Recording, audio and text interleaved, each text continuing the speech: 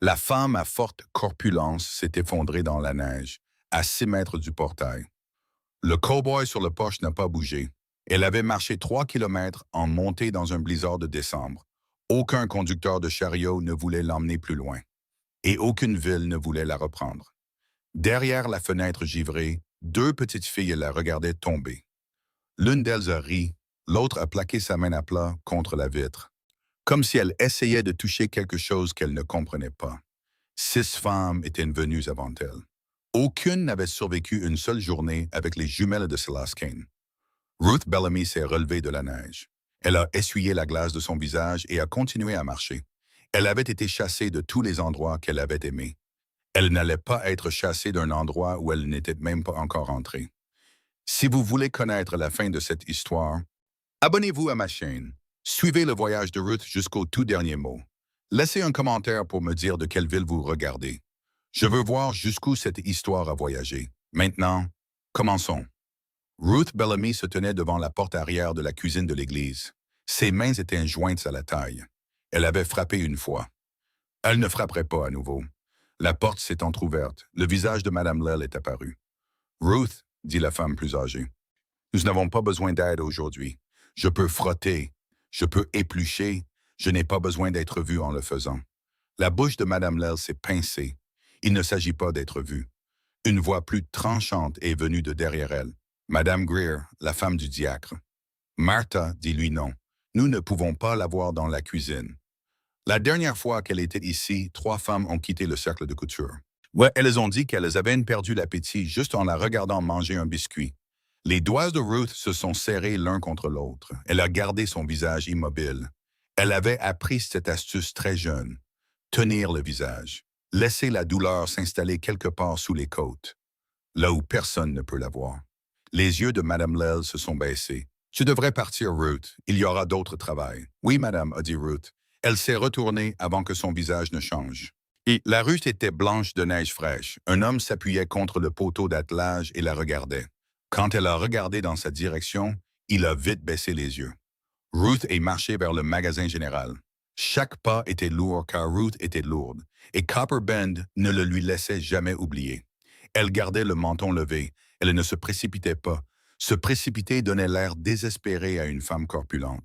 Le désespoir faisait parler les gens. Les bavardages faisaient fermer les portes. La cloche au-dessus de la porte du magasin a sonné. Monsieur Fenton se tenait derrière le comptoir. « Bonjour, dit-il sèchement. « Bonjour. » Ruth prit un petit sac de haricots. 2 femmes près des rouleaux de tissu ont cessé de parler. L'une d'elles a laissé ses yeux voyager lentement sur le corps de Ruth. Hanches, bras, ventre. Le regard faisait le travail de 100 mots.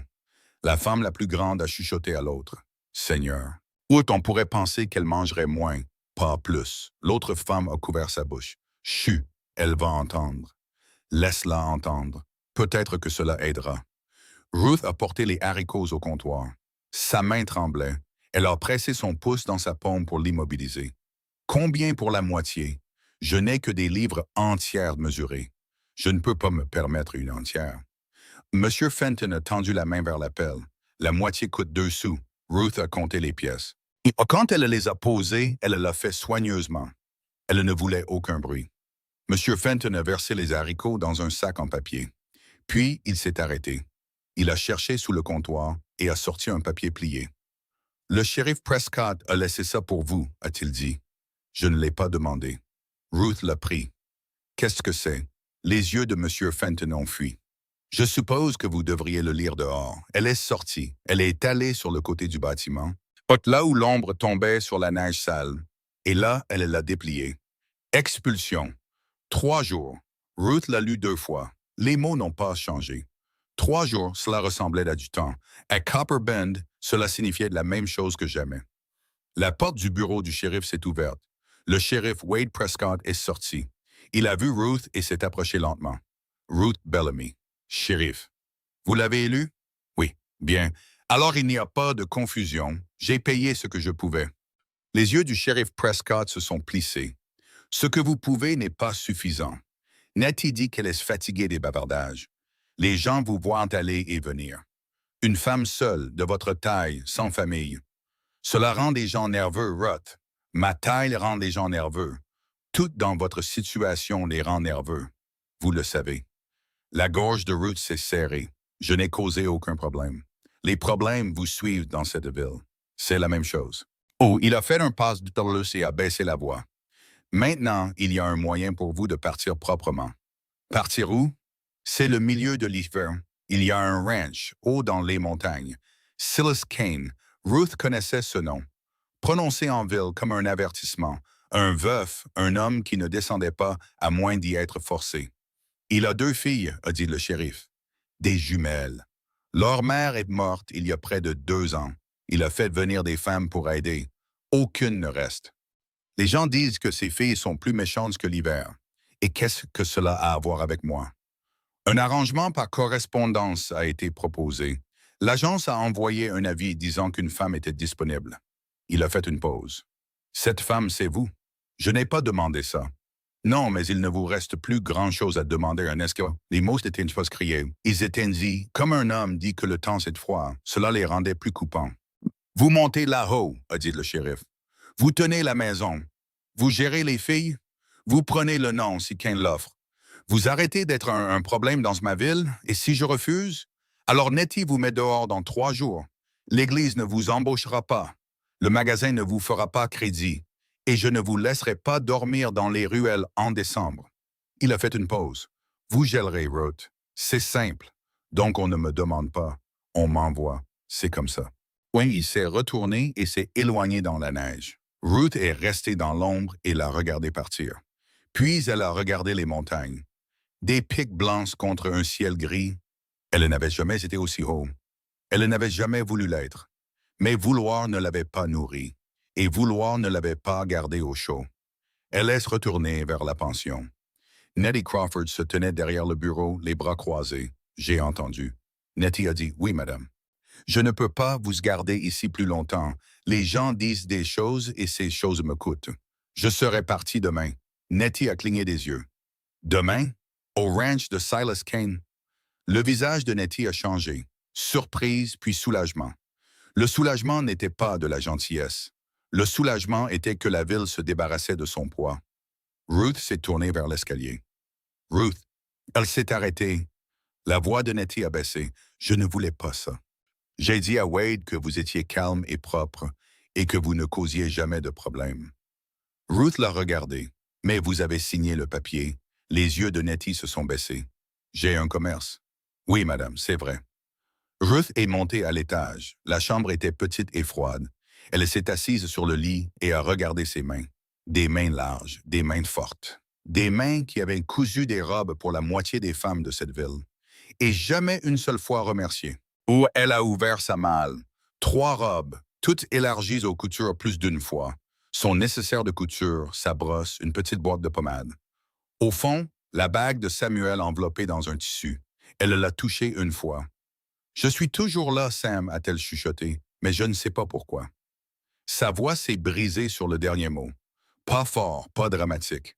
Juste une fissure qui l'a traversée comme la glace fend la pierre. Elle a pressé ses 2 mains sur sa bouche. Elle les a tenues là jusqu'à ce que les tremblements cessent. Elle n'a pas pleuré. Pleurer faisait gonfler son visage. Et les yeux gonflés faisaient poser des questions auxquelles elle ne pouvait pas se permettre de répondre.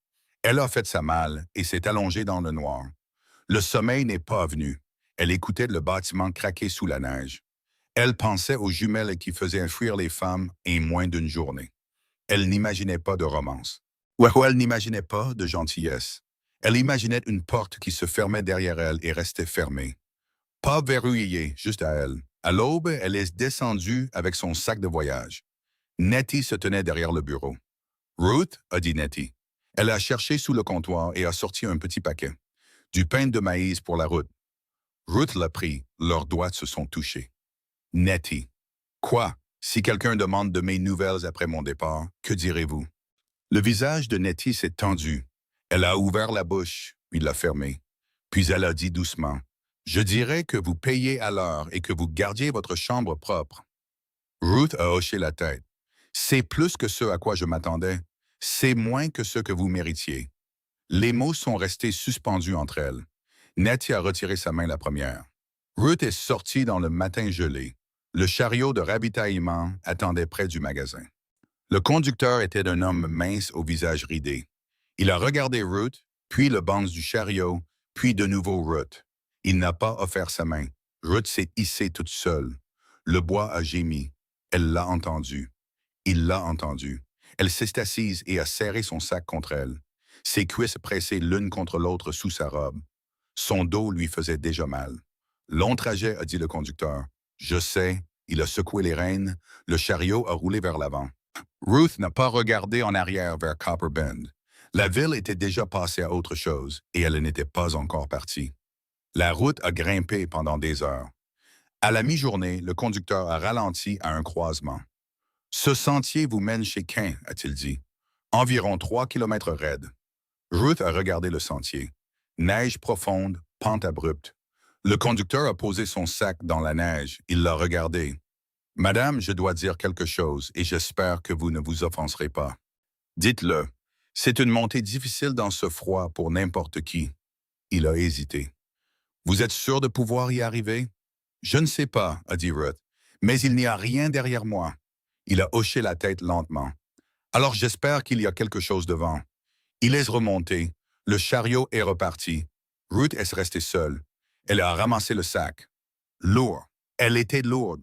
La montagne ne se souciait ni de l'un ni de l'autre. Elle a commencé à grimper.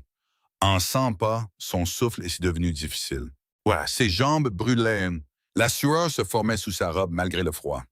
Cette cruauté particulière d'un grand corps travaillant dur en hiver, chaud à l'intérieur, gelé à l'extérieur, sa botte a glissé. Elle est tombée durement sur un genou.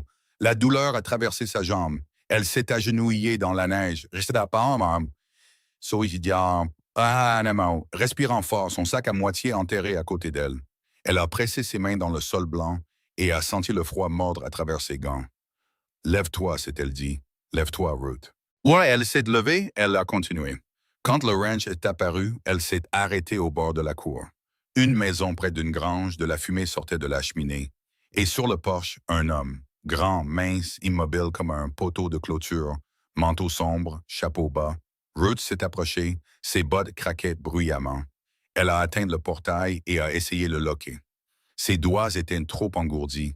Elle a appuyé son poids contre. Il ne cédait pas. Elle a appuyé plus fort, tout son corps contre de fer gelé. Rien. Elle a reculé, respirant fort, le visage rouge, et elle l'a vu regarder. Il n'aidait pas, il regardait juste. Le loquet colle dans le froid, a dit l'homme depuis le porche. Sa voix était basse et rauque. Soulevée et poussée. Ruth a soulevé, poussé. Le portail s'est ouvert. Elle a traversé et s'est arrêtée dans la cour. Sa poitrine se soulevait. La glace s'accrochait à l'ourlet de sa robe. Ses mains étaient bleues au bout des doigts. « Vous avez marché depuis le croisement », a-t-il dit. « Oui, là-dedans. Il n'y avait pas d'autre moyen. » Il est descendu du porche, s'est arrêté à 3 pas. Ses yeux l'ont parcouru. Son visage, son corps, son sac usé. Il n'essayait pas de cacher son examen. Mais ce que Ruth a vu n'était pas du dégoût. C'était du calcul. « Silas Kane », a-t-il dit. « Ruth Bellamy, vous êtes en retard. Je suis tombé 2 fois. » Quelque chose a bougé sur son visage. Petit, presque invisible. « Vos mains sont bleues. » A-t-il dit? « Je sais. Entrez. » Il s'est retourné et est entré. Ruth a suivi. La cuisine était chaude, mais en mauvais état. Une marmite brûlée sur le poêle, des plats empilés, non lavés, des vêtements drapés sur les chaises. Le châle d'une femme était accroché à un crochet près de la porte. Décoloré, intouché, prenant la poussière comme un sanctuaire que personne n'avait le courage d'enlever. Silas a versé de l'eau dans une tasse en étain et l'a poussée vers elle. Ruth l'a prise, a bu. L'eau l'a fait mal à ses dents. Avant que les filles n'entrent, a dit Silas. Entendez ceci clairement. Ruth a posé la tasse. Ma femme est morte. Pas de douceur, pas de mots superflus. Sa main a bougé vers le châle sur le crochet, puis s'est arrêtée. Comme si son corps se souvenait d'une habitude que son esprit avait essayé de tuer. Les filles ne vont pas bien depuis. Quel âge? 7 ans. Bientôt 8. Et les femmes qui sont venues avant moi, 6 en 2 ans. Aucune n'a tenu après le souper. Silas s'est appuyé contre le comptoir, parce que les filles les ont chassés et parce que je l'ai laissé faire. Ruth a observé son visage. Pourquoi l'avez-vous laissé faire? La mâchoire de Silas a travaillé. Il a regardé le châle à nouveau, parce que chaque fois qu'une femme se tenait dans cette cuisine, je voulais qu'elle parte aussi. L'honnêteté a coupé l'air comme une lame. Voulez-vous que je parte? A demandé Ruth. Silas l'a regardé. Je veux que ma femme revienne, a-t-il dit. Mais les morts ne viennent pas quand on les appelle. Alors j'ai besoin d'aide. Voulez-vous que je sois leur mère? Ses yeux ont changé rapidement. Tranchant. Non. Elles ont eu une mère. Vous ne la remplacerez pas. Alors que suis-je? Vous tenez la maison, cuisinez, aidez avec les filles. Vous obtenez de la nourriture, un toit et mon nom sur papier si nécessaire. Cela arrête les bavardages. Et c'est tout. Je n'offre pas de mots doux, mademoiselle Bayami. J'offre une place. Oh, Ruth a hoché la tête une fois. Une place suffit. Le silence s'est étiré. Le vent appuyait contre les murs. La neige glissait du toit avec des bruits sourds. Puis, du fond de la maison, sont venus des pas. Des pieds nus rapides sur le bois froid. Une porte a claqué. La mâchoire de Silas s'est serrée. Elles sont là. Deux filles ont fait irruption dans la cuisine. Même taille, même cheveux noirs sauvages autour de leur visage. Mêmes yeux perçants, robes sales, pieds nus et rouges de froid. Mais elles se sont arrêtées quand elles ont vu Ruth. Pas par peur, par évaluation. La plus grande a regardé le corps de Ruth lentement. Elle n'a pas essayé de le cacher. Hanches, bras, ventre, la robe tirée. Elle est grosse, a dit la fille. La voix de Silas est venue sèchement. Clara. Clara n'a pas regardé son père. Elle est grosse et elle est laide, et elle ne tiendra pas jusqu'au matin. La deuxième fille est sortie de derrière sa sœur, plus petite, plus calme. Elle a regardé les mains de Ruth puis son visage. « Tu es plus grosse que toutes les autres, » a dit la plus petite. « Oui, » a dit Ruth, « je le suis. » Clara a cligné des yeux. Elle s'attendait à des larmes. Elle s'attendait à des cris. Elle s'attendait à la chose qui venait toujours quand elle poussait assez fort. « Je m'appelle Ruth. » La lèvre de Clara s'est retroussée. « Je me fiche de ton nom. » La plus petite fille a parlé. « Je suis Hazel. »« Hazel » est claqué Clara. « Ne lui dis rien. » Hazel a reculé. Mais ses yeux sont restés sur Ruth. Quelque chose en eux était différent de sa sœur. Pas plus doux, plus affamé. Clara s'est avancée. « Tu vas pleurer quand on sera méchante? »« Non. »« Tu vas nous frapper? »« Non. »« Tu vas courir? » Ruth l'a regardé. « Où courais-je? Il neige et je viens de marcher 3 kilomètres en montée. » La bouche de Clara s'est ouverte. Rien n'est sorti. Personne n'avait répondu comme ça avant. Hazel a fait un petit bruit. Pas un rire. Presque. Clara a pivoté vers sa sœur. « Ah, ce n'est pas drôle. » Le visage de Hazel est devenu vide. Mais ses yeux sont revenus vers Ruth une fois de plus avant qu'elle ne regarde ailleurs. Silas a parlé bas. « Allez vous laver. » Toutes les deux. Clara n'a pas bougé. Est-ce qu'elle dort ici? Elle a une chambre. C'est ce que les autres se disaient. Clara a fait une pause. Puis elle a visé les mots comme des pierres. Elle ne rentrera pas dans la chaise de maman. La cuisine s'est figée. Le visage de Silas est devenu blanc. Sa main sur le comptoir s'est fermée en poing. Clara, a-t-il dit, sa voix tremblait. Ça suffit. C'est vrai. Regarde-la. Elle va la casser. Ruth a senti les mots atterrir quelque part profondément. Pas parce qu'ils concernaient une chaise, parce qu'ils concernaient l'appartenance, l'espace. Si le monde avait de la place pour une femme formée comme elle. Silas a fait un pas vers sa fille. Sors maintenant. Clara a fixé Ruth une fois de plus. Puis elle a attrapé le bras de Hazel et l'a tiré vers le couloir. Hazel a suivi. Mais à la dernière seconde, elle a tourné la tête et a regardé Ruth. Pas avec cruauté, avec quelque chose que Ruth ne pouvait pas nommer. Une question pour laquelle la fille n'avait pas encore de mots. Une porte a claqué. La maison a tremblé. Silas se tenait dos à Ruth. Ses épaules étaient tendues. Sa tête était baissée. Il agrippait le bord du comptoir comme s'il se tenait au sol. C'était léger, a-t-il dit. Sa voix était rauque. J'ai entendu. Si vous voulez faire demi-tour, faites-le maintenant. La neige n'est pas encore trop profonde. Ruth a regardé le couloir. Elle pouvait entendre les filles bouger derrière la porte fermée, chuchotant, planifiant, décidant ce qu'elle ferait ensuite pour la faire partir. Elle a regardé le crochet où le châle de la femme morte était accroché. Elle a regardé la marmite brûlée sur le poêle. Elle a regardé Silas Kane. Un homme agrippant un comptoir parce que ses filles avaient dit le nom de sa femme morte et il ne savait pas quoi faire de cette douleur. Monsieur Kane, il ne s'est pas retourné. Monsieur Kane, a dit Ruth à nouveau, regardez-moi. Il s'est tourné lentement. Ses yeux étaient humides. Il a cligné rapidement pour les effacer, en colère contre lui-même. Ruth a soutenu son regard. J'ai été regardé toute ma vie comme si je n'avais pas ma place. Par des femmes d'église, par des commerçants. Par un shérif qui m'a dit que mon corps rendait les gens nerveux. Elle a fait une pause.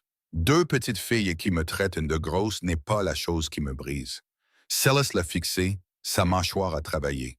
Qu'est-ce qui vous brise? La voix de Ruth a baissé, n'avoir nulle part où tomber. Le silence s'est assis entre eux comme une pierre. Silas a hoché la tête une fois. Petit, lent, pas une approbation, pas une bienvenue. Juste un homme décidant de ne pas renvoyer la dernière personne prête à rester. D'accord, a-t-il dit. Il a marché vers la porte arrière. Il s'est arrêté avec sa main sur le cadre. Sans se retourner, il a dit « rauque et bas ». La marmite brûlée, elle était la dernière à l'avoir utilisée. Je n'ai pas pu la récurer. Puis il est parti. La porte s'est fermée derrière lui.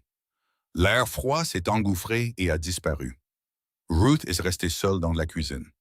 Les filles chuchotaient derrière leur porte. Le poêle tic-taquait en refroidissant. Le châle de la femme morte était toujours accroché à son crochet. Ruth s'est dirigée vers le poêle. Elle a ramassé la marmite brûlée, elle l'a tenue à deux mains et a senti son poids. La croûte noire au fond où quelqu'un avait cuisiné quelque chose et était parti sans jamais revenir pour finir. Elle l'a portée à la bassine. Elle a retroussé ses manches, ses bras épais nus dans la cuisine froide. Elle a commencé à frotter. De derrière la porte du couloir, elle l'a entendu. Petit, presque rien. Le bruit d'un loquet qui tourne, une fissure de lumière, un œil la regardant à travers l'écart. Hazel. Ruth n'a pas levé les yeux. Elle a continué à frotter et l'œil dans l'embrasure n'a pas cligné. L'œil dans l'embrasure a regardé longtemps. Ruth frottait la marmite brûlée et ne levait pas les yeux.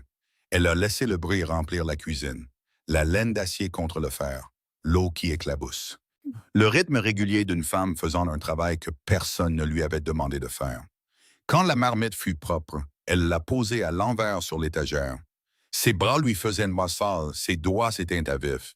Elle a séché ses mains sur sa jupe et s'est tournée vers le couloir. La porte était refermée. L'œil avait disparu. Ruth a ouvert le garde-manger. Haricots, semoule de maïs, sel, pork, un petit pot de mélasse. Pas grand-chose, mais assez. Elle a rempli la marmite propre d'eau et l'a mise sur le poêle. Elle a mesuré la semoule de maïs avec sa main, comme sa mère le lui avait appris. Quand la bouillie fut chaude, elle a posé 3 bols sur la table. Elle s'est assise sur la chaise la plus proche du poêle et a mangé dans son propre bol. Elle n'a pas appelé les filles. Elle n'a pas frappé à leur porte. Elle a simplement mangé. Le couloir est resté silencieux longtemps. Puis la porte s'est ouverte. Hazel est venue la première, pieds nus, les bras enroulés autour d'elle-même. Elle s'est arrêtée au bord de la cuisine et a fixé les bols. « C'est pour nous? » a demandé Hazel. « Pour quiconque mange, » a dit Ruth. Hazel a regardé vers le couloir. Clara est apparue derrière elle, visage dur, bras croisés. « Je ne mange pas sa nourriture, » a dit Clara. Ruth n'a pas répondu. Elle a pris une autre bouchée. Hazel a marché vers la table. Elle s'est assise et a tiré un bol vers elle. Elle a mangé une petite bouchée. Puis a regardé Ruth rapidement, comme si elle attendait quelque chose, un commentaire, un sourire, un piège. Ruth ne lui a rien donné. Elle a juste mangé. Clara se tenait dans l'embrasure, regardant sa sœur manger. Sa mâchoire s'est serrée. Son estomac a fait un bruit qu'elle a essayé de couvrir avec ses bras. Elle a tenu une autre minute, puis elle a marché raidement vers la table, s'est assise durement et a attrapé le 3e bol. Elle a mangé vite, oui, en colère contre la nourriture parce qu'elle était bonne. Personne n'a parlé. Le poêle crépitait, le vent appuyait contre les fenêtres. Quand Clara a fini, elle a poussé le bol vers le centre de la table. « Ça ne veut rien dire, » a-t-elle dit. « Je sais, » a dit Ruth. Les yeux de Clara se sont plissés. « Tu penses que parce que tu cuisines, on va t'aimer. Je pense que vous aviez faim, » a dit Ruth. « C'est tout. » Clara s'est levée et est partie. Hazel est restée. Elle a regardé son bol vide, puis Ruth. « Elle est toujours comme ça, » a chuchoté Hazel. Je sais, a dit Ruth. Elle n'était pas comme ça avant, maman. La poitrine de Ruth s'est serrée. Elle n'a pas insisté. Finisse ton eau, a-t-elle dit. Hazel a bu, a posé la tasse et a suivi sa sœur. À l'entrée du couloir, elle s'est arrêtée. Merci, a-t-elle dit, si doucement que c'était à peine audible. Puis elle est partie. Ruth a rassemblé les bols. Elle les a lavés un par un, lentement, laissant le travail calmer ses mains. Quand Silas est rentré au crépuscule, son manteau était humide de neige et son visage était tendu par le froid. Il s'est arrêté dans l'embrasure et a regardé la cuisine. La marmite était propre, la table était essuyée, le poêle était chaud. Ses yeux sont allés vers le crochet où le châle de sa femme était accroché. Toujours là, intouché. « Vous ne l'avez pas déplacé, a-t-il dit. « Ce n'est pas à moi de le déplacer, a dit Ruth. Silas est resté très immobile, puis il s'est assis à la table. Ruth a posé un bol devant lui. Il a mangé sans parler. Quand il a fini, il a posé sa cuillère. Elles ont mangé? Oui. Sans se battre? Clara s'est battue, puis elle a mangé. La bouche de Silas a presque bougé. Pas un sourire, l'endroit où irait un sourire s'il en avait encore un. C'est plus loin que la plupart ne sont allés. Ruth s'est assise en face de lui. « Monsieur Kane, je dois vous demander quelque chose. » Demandez. Les femmes avant moi, qu'ont-elles fait de mal? Silas s'est penché en arrière. Elles ont trop essayé. Elles sont arrivées douces, disant des mots gentils. Essayant de tenir les filles, essayant de brosser leurs cheveux, les appelant chéries. Les filles les ont dévorées vivantes. Et celles qui sont arrivées dures, c'était pire. Une femme a attrapé Clara par le bras. Clara l'a mordue si profondément qu'elle a saigné à travers sa manche. « Qu'avez-vous fait? » Les yeux de Silas se sont baissés. J'ai dit à la femme qu'elle devait partir. « Vous n'avez pas puni Clara. » Je ne pouvais pas. Sa voix est devenue rauque. Elle a mordu la femme parce que la femme a essayé de s'asseoir dans la chaise d'Annabelle. Ruth a compris. Alors la chaise n'était pas un meuble. C'était une pierre tombale. C'était le dernier endroit où leur mère avait été réelle. « Où est-ce la chaise maintenant? » a demandé Ruth. « Coin de la salle de devant. Personne ne s'assoit dedans. » Ruth a hoché la tête. « Je ne la toucherai pas. » Silas l'a regardé. Les autres ont dit ça aussi. Je ne suis pas les autres. Silas a soutenu son regard un moment, puis il s'est levé. Le matin arrive tôt, a-t-il dit. Je serai dehors avant la lumière. Monsieur Kane, il s'est arrêté. Vos filles ne sont pas méchantes, a dit Ruth. Elles sont terrifiées. Le dos de Silas était tourné vers elle, ses épaules se sont tendues. Il n'a pas répondu. Il est sorti dans le froid. Ruth a nettoyé la cuisine et est allée dans sa chambre. Elle s'est assise sur le lit et a pressé ses mains l'une contre l'autre. Elle tremblait. Elle les a laissées faire. Ici, seule, elle pouvait laisser son corps faire ce dont il avait besoin. Elle pensait au visage de Clara quand elle avait dit « Elle est grosse », la façon dont la fille l'avait visée comme une arme chargée. Et elle pensait au murmure de Hazel dans le couloir. « Merci. » Deux filles, même visage, même perte, armes opposées. Elle s'est allongée et a écouté la maison s'installer. Au-dessus d'elle, de petites pas bougeaient dans le grenier, puis s'arrêtaient, puis bougeaient encore. Les filles ne dormaient pas non plus. Ruth a fermé les yeux. Elle n'a pas rêvé. Rêver demandait de l'espoir, et l'espoir était une chose qu'elle gardait dans une très petite boîte avec un couvercle très serré. Elle s'est réveillée avant l'aube. La maison était noire et froide. Elle s'est habillée dans le noir, a attaché ses cheveux en arrière et a marché vers la cuisine. Le poêle était mort. Elle l'a allumé avec des mains prudentes, a rempli la bouilloire, a fait des biscuits avec le reste de la farine qu'elle pouvait trouver. Quand les filles sont descendues, leur visage était gonflé de sommeil.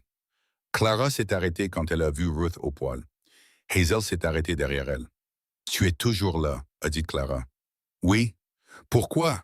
Parce que j'habite ici maintenant. » Le visage de Clara s'est tendu. « Tu n'habites pas ici. Tu es en visite comme les autres. » Ruth a posé les biscuits sur la table. « Mangez. » Clara n'a pas bougé. « J'ai dit que tu es en visite. » Ruth l'a regardé. « Je t'ai entendu.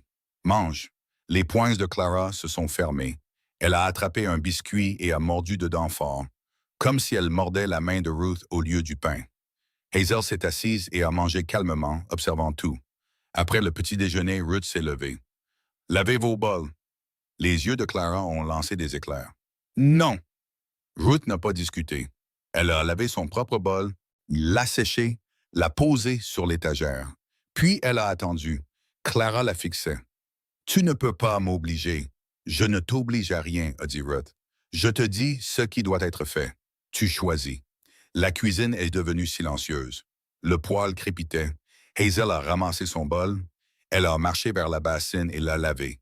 Pas soigneusement, pas prudemment, mais elle l'a fait. Elle l'a posé et a regardé Clara. Le visage de Clara a rougi. Elle a attrapé son bol et l'a lavé fort, et frottant comme si le bol lui avait fait du tort. Elle l'a claqué sur l'étagère et est partie. Ruth l'a laissé partir. La matinée s'est passée en petite bataille. Ruth a nourri les poules. Clara l'a suivi jusqu'au poulailler et s'est tenue dans l'embrasure, bras croisés. Tu marches bizarrement, a dit Clara. Ruth a dispersé les graines. Comment ça? Tes jambes frottent ensemble. Je peux l'entendre. Ruth n'a pas arrêté de travailler. Oui, c'est vrai. Ça fait mal? Parfois. Oh, Clara. Isabelle était silencieuse un moment. Puis elle a dit plus durement. Maman était mince. Ruth l'a regardée. Je sais que je ne suis pas ta maman. Tu n'es rien. Ruth a hoché la tête. Pas encore. Clara a froncé les sourcils. Jamais. Ruth a fini de nourrir les poules et est retournée vers la maison. Clara n'a pas suivi tout de suite. Elle est restée dans l'embrasure du poulailler longtemps, regardant le dos de Ruth, regardant la façon dont le corps de Ruth bougeait dans la neige, lourd et régulier. Comme une femme qui avait appris que le monde ne lui ferait pas de place, alors elle le devait pousser à travers. À la mi-journée, Hazel a commencé à faire quelque chose que Ruth n'attendait pas. Elle a suivi Ruth. Pas près, pas de manière évidente. Elle gardait 3 mètres de distance, bougeant quand Ruth bougeait, s'arrêtant quand Ruth s'arrêtait, comme un petit animal testant si une main allait frapper ou rester immobile. Ruth a fait semblant de ne pas remarquer. Elle lavait des vêtements à l'eau froide, les essorait, les étendait sur le fil à l'intérieur de la cuisine car le vent dehors les gèlerait raides. Hazel regardait depuis le coin. « Je peux aider? » a demandé Hazel. Ruth lui a tendu une chemise sans regarder. « Essore-la. » Hazel l'a prise. Ses petites mains ont tordu le tissu. L'eau a goûté sur le sol. Elle l'a essoré encore plus fort. « Comme ça, » a demandé Hazel. « C'est assez bien, » a dit Ruth. Le visage de Hazel a changé juste une fraction. Comme si les mots « assez bien » étaient quelque chose qu'elle n'avait pas entendu depuis longtemps. Clara est apparue dans l'embrasure de la cuisine. Elle a vu Hazel essorer la chemise et son visage s'est assombri. « Qu'est-ce que tu fais? » a exigé Clara. « J'aide, » a dit Hazel. « Non, on ne l'aide pas. » Les mains de Hazel se sont serrées sur la chemise. « Je veux le faire. » La voix de Clara et son est montée. « On ne l'aide pas, Hazel. On n'aide aucune d'elles. C'est la règle. » Ruth a continué à étendre le linge. Elle n'a pas intervenu. Hazel a regardé de sa sœur à Ruth et inversement. Puis elle a posé la chemise sur la table et a marché vers Clara. « Je saurais juste, » a dit Hazel doucement. Clara a attrapé son bras et l'a tiré dans le couloir. Leur chuchotement revenait, tranchant, urgent. Ruth a entendu la voix de Clara. « Si tu l'aides, elle reste. Si elle reste, elle prend la place de maman. C'est ce que tu veux? » La réponse de Hazel était trop calme pour être entendue. La voix de Clara à nouveau, se brisant. Personne ne prend la place de maman. Personne. Les mains de Ruth se sont arrêtées sur le fil à linge. Elle a fermé les yeux pour une respiration. Puis elle les a ouverts et a continué à travailler. Cet après-midi-là, Silas est entré pour remplir sa gourde. Il a vu le linge propre étendu à travers la cuisine. Ses yeux sont allés vers le sol, encore humide de l'essorage. « Hazel a aidé », a dit Ruth. La main de Silas s'est arrêtée sur la gourde. Elle l'a fait pendant environ 2 minutes avant que Clara ne l'arrête. Silas a rempli la gourde. Clara dirige ce duo. Elle l'a toujours fait. Même avant Annabelle, elle protège sa sœur. Elle contrôle sa sœur. Il y a une différence? Ruth l'a regardé. Parfois, le contrôle, c'est la seule façon qu'un enfant connaît pour protéger. La mâchoire de Silas s'est serrée. Il n'a pas répondu. Il a pris la gourde et est sorti. Le vrai test est venu à la tombée de la nuit. Ruth raccommodait une déchirure dans l'une des robes des filles quand elle a entendu la porte du garde-manger s'ouvrir. Elle a levé les yeux. Clara se tenait là, tenant le bocal de farine. Le grand, presque plein. Leurs yeux se sont rencontrés. Le visage de Clara était calme, trop calme. Le calme d'un enfant qui avait pris une décision. Elle a incliné le bocal. La farine s'est déversée sur le sol de la cuisine comme de la neige tombant à l'intérieur. Un nuage de poussière blanche s'est élevé et s'est installé dans chaque fissure entre les planches. Clara a posé le bocal. Mais elle n'a pas couru. Elle est restée là, épaules en arrière, menton levé, attendant. Hazel est apparue dans l'embrasure, les yeux écarquillés. Elle a regardé la farine, puis Ruth. Elle va crier, a chuchoté Hazel. Ruth a posé la robe qu'elle raccommodait. Elle s'est levée. Elle a marché vers l'étagère et pris un chiffon, a essuyé ses mains. Puis elle s'est rassise et a repris la robe. Elle n'a pas touché à la farine. Clara la fixait. Tu ne vas pas nettoyer? Non, tu dois le faire. Je ne dois pas. La respiration de Clara s'est accélérée. C'est un désordre. Oui, c'en est un. Hazel s'est approchée. Tu ne peux pas juste laisser ça. Je peux, a dit Ruth. Elle l'a fait. Elle peut le nettoyer ou le laisser, mais je ne porterai pas sa colère pour elle. Le visage de Clara a rougi. Elle a donné un coup de pied dans la farine. La poussière blanche a gonflé et a recouvert sa robe. Ses yeux se sont remplis rapidement. Elle s'est retournée et a couru par la porte arrière dans le noir. L'air froid s'est engouffré. Hazel se tenait dans la farine en regardant Ruth. Tu étais censé la poursuivre. Je sais. Pourquoi tu ne l'as pas fait? Ruth a regardé Hazel. Parce que si je nettoie, elle apprend qu'elle peut jeter sa colère sur moi et que je la ferai disparaître. Ça ne l'aide pas. Les yeux de Hazel se sont écarquillés. Mais elle est dehors. Il fait froid. Oui, il fait froid. Elle n'a pas de manteau. L'estomac de Ruth s'est serré. Elle a posé la robe. Combien de temps reste-t-elle dehors d'habitude? Jusqu'à ce que quelqu'un vienne. Et si personne ne vient? Le menton de Hazel a tremblé. Personne n'est jamais pas venu. Ruth s'est levée. Elle a marché vers la porte et l'a ouverte. Le froid a frappé son visage. Elle pouvait voir la forme de Clara près de la clôture, se serrant elle-même, tremblant. Ruth n'est pas allée vers elle. Elle a pris le lourd manteau de travail de Silas au crochet près de la porte et l'a posé sur la marche du porche. Puis elle est rentrée et a fermé la porte. « Qu'est-ce que tu fais? » a demandé Hazel. « Le manteau est là si elle le veut, » a dit Ruth. Elle n'a pas besoin de venir vers moi pour la voir. Hazel la fixait. Ce n'est pas comme ça que les autres faisaient. Je ne suis pas les autres. Hazel a regardé la porte, puis elle a regardé Ruth. Quelque chose dans le visage de la fille a changé. Pas de la confiance. Pas encore. Mais l'espace où la confiance pourrait grandir si quelqu'un restait assez longtemps pour la gagner. 5 minutes ont passé. La porte s'est ouverte. Clara est entrée portant le grand manteau, de la farine encore sur sa robe, le visage rouge de froid et d'autres choses. Elle n'a pas regardé Ruth. Elle a marché droit vers le couloir et a disparu. Mais le manteau était sur ses épaules. Elle avait choisi de le prendre. Ruth a regardé la farine sur le sol. Elle l'a laissée là. Quand Silas est rentré, il a vu la poussière blanche à la lumière de la lampe. Il s'est arrêté. Que s'est-il passé? Clara a renversé la farine et vous l'avez laissée. Oui. Les yeux de Silas se sont plissés. Pourquoi? Parce qu'elle l'a fait pour me mettre en colère. Si je nettoie, elle gagne. Si je laisse, elle doit faire face à ce qu'elle a fait. Silas a regardé le couloir. La fille a pleuré. Je sais, et vous n'êtes pas allé vers elle. J'ai mis votre manteau sur la marche. Elle l'a pris elle-même. Silas est resté silencieux un long moment. Ses yeux sont passés de la farine au visage de Ruth. La femme avant vous, a-t-il dit lentement. Quand Clara a renversé la farine, cette femme a nettoyé, puis s'est assise sur le porche et a pleuré pendant 1 heure. Puis m'a demandé de la ramener en ville. Et la femme avant ça? Elle a crié. Clara l'a mordu. Et vous? Silas a regardé le sol. J'ai nettoyé moi-même à chaque fois parce que je ne supportais pas de les entendre pleurer. Sa voix est devenue rauque, aucune d'elles, les femmes ou les filles. La poitrine de Ruth s'est serrée. Monsieur Cain, vous ne pouvez pas nettoyer leur chagrin pour elle. Silas a tressailli comme si elle avait touché l'endroit qui saignait encore. Je sais ça. Le savez-vous? Ses yeux se sont levés brusquement. Personne ne lui avait parlé comme ça dans cette maison. Pas depuis Annabelle. Vous êtes audacieuse, mademoiselle Bellamy, a-t-il dit.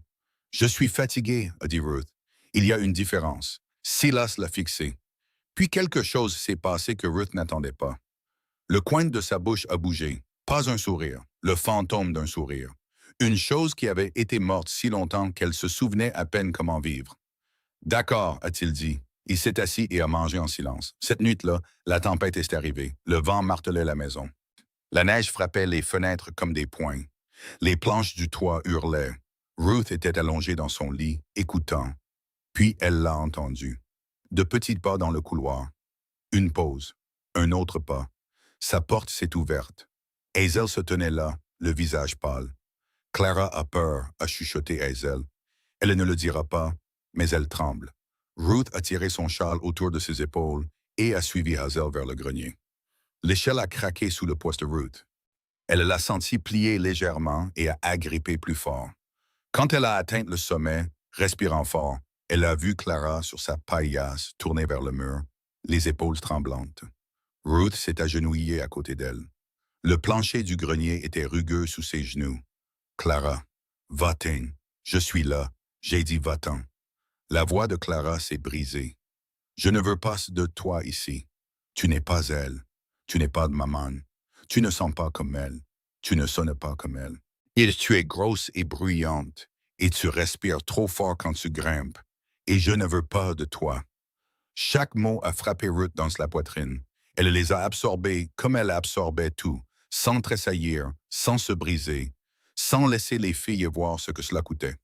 Tu as raison, a dit Ruth. Je ne suis pas elle. Les épaules de Clara ont tremblé plus fort.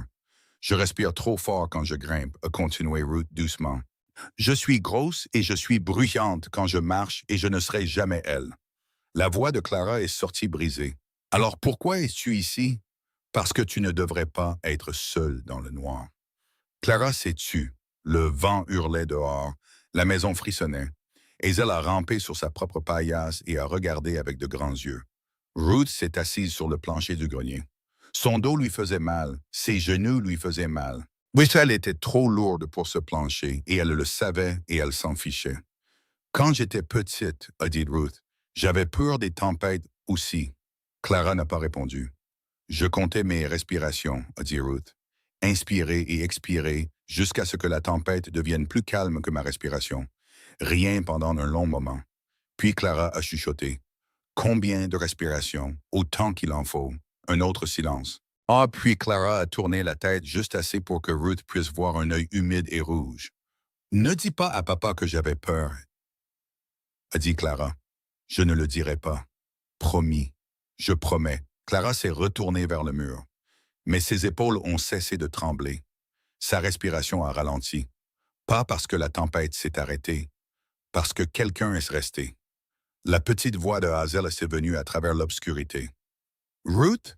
Oui. As-tu peur de quelque chose? Ruth essaie de rester silencieuse un moment.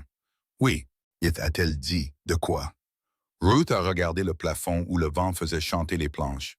De n'avoir aucun endroit où appartenir, a-t-elle dit. Hazel n'a pas répondu. Mais dans le noir, sa petite main s'est tendue et a touché le bord du châle de Ruth. Juste le bord. Juste assez. Ruth est restée sur le plancher du grenier jusqu'à ce que les deux filles dorment.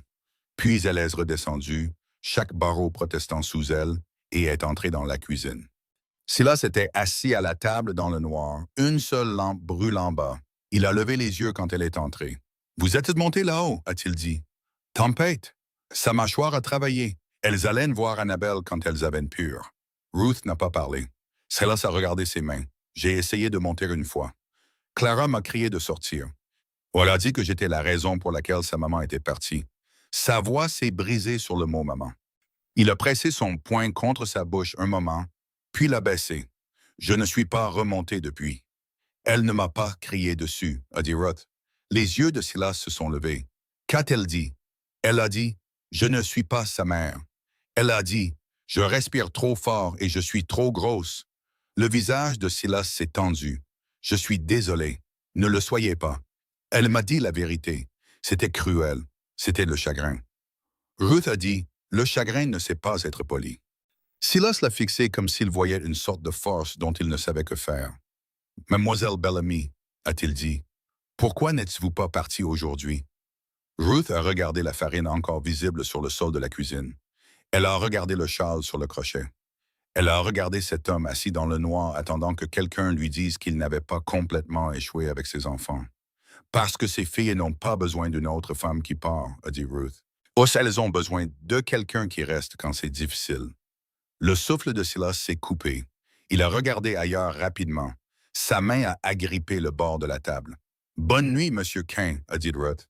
Elle a marché vers sa chambre. Elle a fermé la porte. Elle s'est assise sur le lit et a pressé ses deux mains contre son visage. Le tremblement est venu alors, profond et plein. Pas des larmes, quelque chose de plus grand que des larmes. Le tremblement d'une femme qui s'était tenue entière toute la journée pour deux enfants qui la détestaient. Et un homme qui ne savait pas comment la vouloir. Et un monde qui n'avait jamais fait de place pour son corps ou son cœur. Elle l'a laissé passer.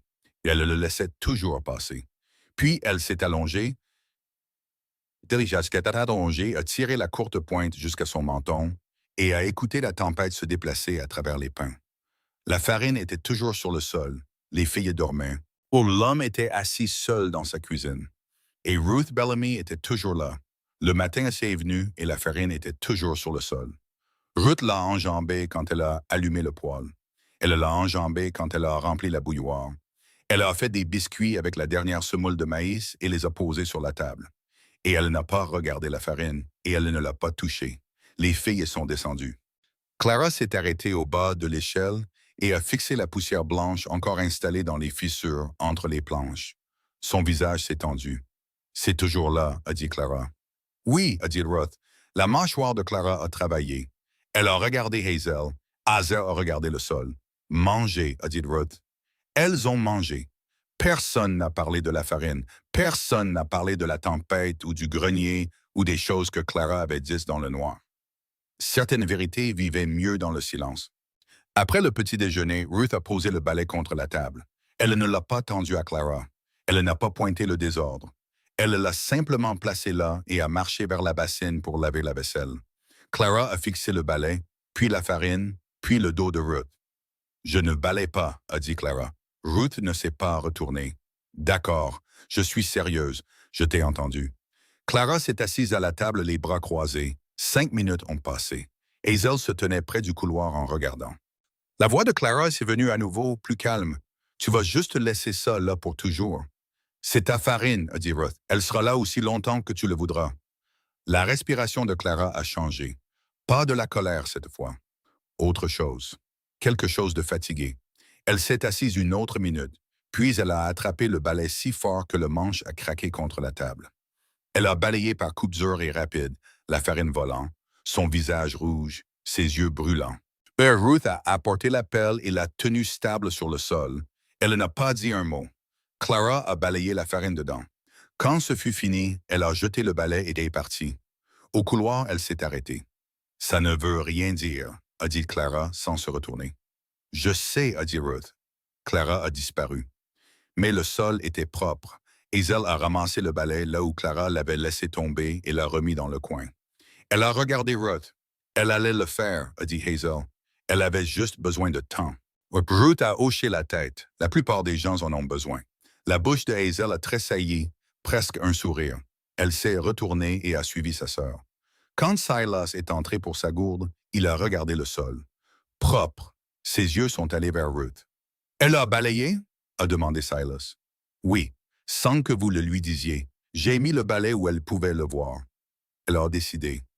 Silas a rempli sa gourde lentement. « Comment saviez-vous qu'elle le ferait? »« Je ne savais pas, » a dit Ruth. « Mais je savais qu'elle le pouvait. » Silas l'a regardé un moment plus long que nécessaire. Puis il est sorti. Les jours qui ont suivi n'ont pas été faciles, mais ils ont été réguliers. Ruth cuisinait, elle nettoyait, elle raccommodait les vêtements. Elle nourrissait les poules dans la neige qui montait au-dessus de ses bottes et faisait mal à ses jambes et brûlait ses poumons. Elle ne se plaignait pas du froid ou du travail ou de la façon dont son corps la combattait sur le sol raide. Elle faisait simplement ce qui devait être fait.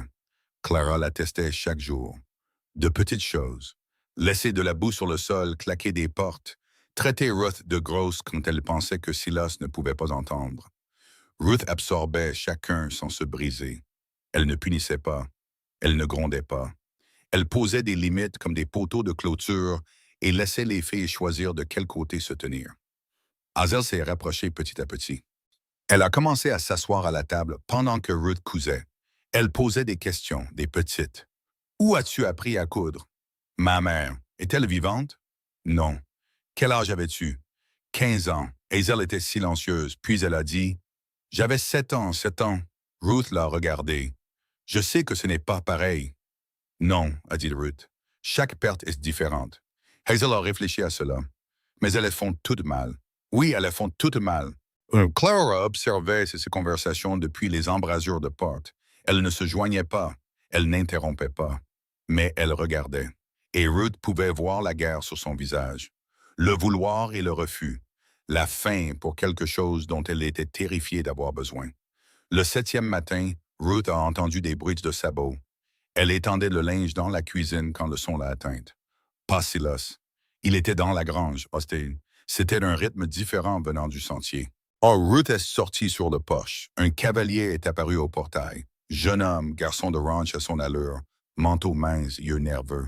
Il s'est arrêté avant les marches. Ah, a-t-il dit. Monsieur Cain est ici? Dans la grange, le cavalier a dégluti. On m'a dit d'apporter ceci. Il a levé un petit sac, du sel et des clous, et un mot. La poitrine de Ruth s'est serrée. Quel mot? Il a jeté un coup d'œil vers la maison. Bavardage de ville, madame. Le prédicateur Collins pose des questions sur ce foyer. Le shérif aussi. Les gens disent que vous êtes ici sur papier et rien d'autre. Ils disent que ce n'est pas convenable. La porte arrière s'est ouverte. Clara et Hazel sont sorties sur le porche derrière Ruth. Elles avaient entendu. La voix de Clara est venue rapidement. Qui parle de nous? Le cavalier a bougé sur sa selle. Juste les gens de la ville, mademoiselle. Que disent-ils? A exigé Clara. Ruth a parlé avant que le cavalier ne puisse répondre. Merci pour le message, a-t-elle dit. Posez le sac sur la marche. Le cavalier l'a fait et est parti vite, comme si la montagne elle-même pouvait le tenir responsable de ce qu'il portait. Clara s'est tournée vers Ruth. Ils parlent de toi. Oui, ils vont obliger papa à te renvoyer. Ruth a regardé Clara. Ton père décide de ce qui se passe dans cette maison. Le visage de Clara s'est tendu. La ville décide de tout. Ils ont décidé pour maman aussi. L'estomac de Ruth a chuté. Que veux-tu dire? Hazel a répondu, voix mince. Quand maman était malade, le médecin de la ville ne voulait pas monter. Il a dit que la route était trop longue. Il a dit, descendez là. Les yeux de Clara ont flamboyé. Papa l'a descendu sur le chariot dans la neige. Le temps qu'on arrive là-bas, le médecin a dit qu'il était trop tard. La gorge de Ruth s'est fermée. Elle n'a pas parlé. La voix de Clara s'est brisée. La ville l'a laissé mourir et maintenant, ils veulent décider pour nous à nouveau. La voix de Silas est venue de derrière elle. Clara. Elles se sont toutes retournées. Silas se tenait au coin de la maison. Il avait entendu. Le menton de Clara s'est levé.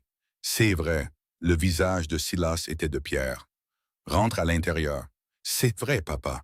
J'ai dit rentre à l'intérieur. Clara est partie, tirant Hazel avec elle. La porte s'est fermée durement. Silas se tenait dans le froid, respirant. Ruth a attendu. Elle ne devrait pas savoir ces choses, a dit Silas. Elle les sait parce qu'elle les a vécues. La mâchoire de Silas a travaillé. Si la ville parle, ils viendront. Je sais. S'ils viennent, ils vous regarderont et regarderont cette maison et regarderont mes filles. Et ils verront ce qu'ils veulent voir. Ruth a soutenu son regard. Alors nous nous assurons que ce qu'ils voient est la vérité. Silas l'a regardé. La vérité n'a jamais été suffisante pour cette ville. 2 jours plus tard, ils sont venus. Ruth a entendu le chariot avant de le voir. Elle pétrissait du pain quand le son a coupé le calme du matin. Elle a essuyé ses mains et est sortie sur le porche. Un homme en manteau sombre conduisait. À côté de lui était assise une femme avec ses cheveux épinglés comme du fil de fer et sa bouche fixée comme un piège. Même de loin, Ruth a reconnu le type. Une femme qui venait confirmer ce qu'elle croyait déjà. Silas a marché depuis la grange. Il ne s'est pas pressé. Le chariot s'est arrêté. L'homme est descendu le premier. Kane, a-t-il dit. Prédicateur Collins, la femme est descendue ensuite. Madame Collins, ses bottes étaient propres. Ses yeux ne l'étaient pas. Ils ont parcouru la cour, le porche, le fil à linge, mesurant tout comme les femmes mesuraient les autres femmes quand les mots n'étaient pas encore permis. Son regard a trouvé Ruth et s'est arrêté. Alors c'est elle, a dit Madame Collins. La mâchoire de Silas s'est serrée. Voici Ruth. Madame Collins a regardé Ruth de haut en bas. Elle n'a pas essayé d'être subtile. Elle a regardé les hanches de Ruth, ses bras, son ventre, ses doigts épais poudrés de farine. Le jugement était complet avant qu'elle ne prononce un mot. « J'ai entendu dire que vous aviez accueilli une femme de la ville, » a dit Madame Collins à Silas. « Une femme sans famille et sans référence. Elle vit ici, a dit Silas. Le prédicateur Collins s'est raclé la gorge. Silas, les gens sont inquiets. Un foyer sans mère convenable. Ses filles à toi? Quoi à propos de mes filles? Il y a eu des incidents, a dit le prédicateur prudemment. Avant que tu n'arrêtes de les amener en ville. Les morsures, les cris. Les gens se souviennent. La voix de Silas s'est durcie. Elles étaient en deuil. Madame Collins a levé le menton. Le deuil n'excuse pas le désordre. Et cela n'excuse certainement pas d'amener une femme de statut douteux pour les élever. Elle a regardé Ruth à nouveau. Wish une femme de sa condition. Le mot condition est resté suspendu dans l'air comme une gifle enveloppée de soie. Ruth a senti la chaleur monter à son cou. Elle a gardé sa main immobile. Parler était ce que ces gens voulaient. Un mauvais mot, un mauvais ton. Une fissure dans la dignité qu'ils pourraient rapporter en bas de la montagne comme preuve.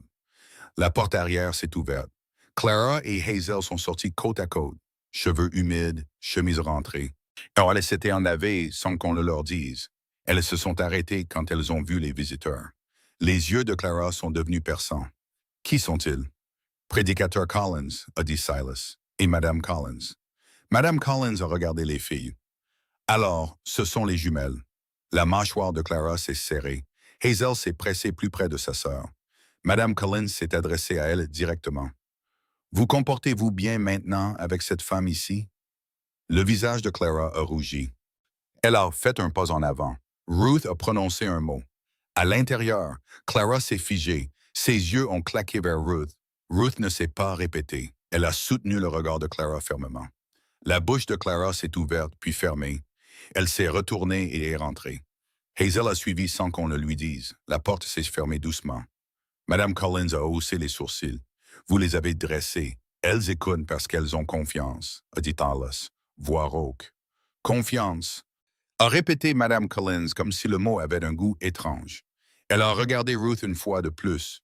J'espère que vous savez ce que vous faites avec ces enfants, mademoiselle Bellamy. La ville regarde. Ruth a croisé ses yeux. La ville regardait quand Annabelle avait besoin d'un médecin aussi. Le silence qui a suivi était si profond que Ruth pouvait entendre la neige se poser sur les poteaux de clôture. Le visage de Madame Collins s'est vidé. Le prédicateur Collins a pris une respiration brusque. Silas n'a pas bougé, mais quelque chose dans ses yeux a changé. Pas de la colère contre Ruth pour l'avoir dit. Quelque chose de plus proche du soulagement. Comme une blessure qui avait été pressée fermée pendant 2 ans respirait enfin. Le prédicateur Collins a récupéré le premier. C'était une période difficile pour tout le monde. C'était une période difficile pour elle, a dit Ruth, et pour ses filles. La bouche de Madame Collins s'est serrée en une ligne si fine qu'elle a presque disparu. Nous reviendrons, a-t-elle dit, avec le shérif. Ils sont montés dans le chariot et sont partis. La cour est devenue silencieuse. Silas est resté longtemps à regarder le sentier. Puis il s'est tourné vers Ruth. Son visage était tendu, mais ses yeux étaient différents. Pas en colère, éveillé. Vous n'auriez pas dû dire ça, a dit Silas. Probablement pas. Ils l'utiliseront contre nous. Probablement. Silas l'a regardé. Pourquoi l'avez-vous dit? La voix de Ruth est restée calme. Parce que quelqu'un aurait dû le dire il y a 2 ans. Silas a tressailli. Sa main est montée et a pressé contre son front, comme s'il tenait quelque chose à l'intérieur de son crâne qui voulait sortir. Il est resté ainsi un long moment. Elle a saigné pendant 3 jours, a dit Silas. Sa voix était à peine là. Je l'ai descendu de cette montagne dans le chariot. Ruth n'a pas bougé. Le temps qu'on arrive en ville, et a dit Silas, elle ne parlait plus. Le médecin l'a regardé et a dit qu'il ne pouvait pas aider.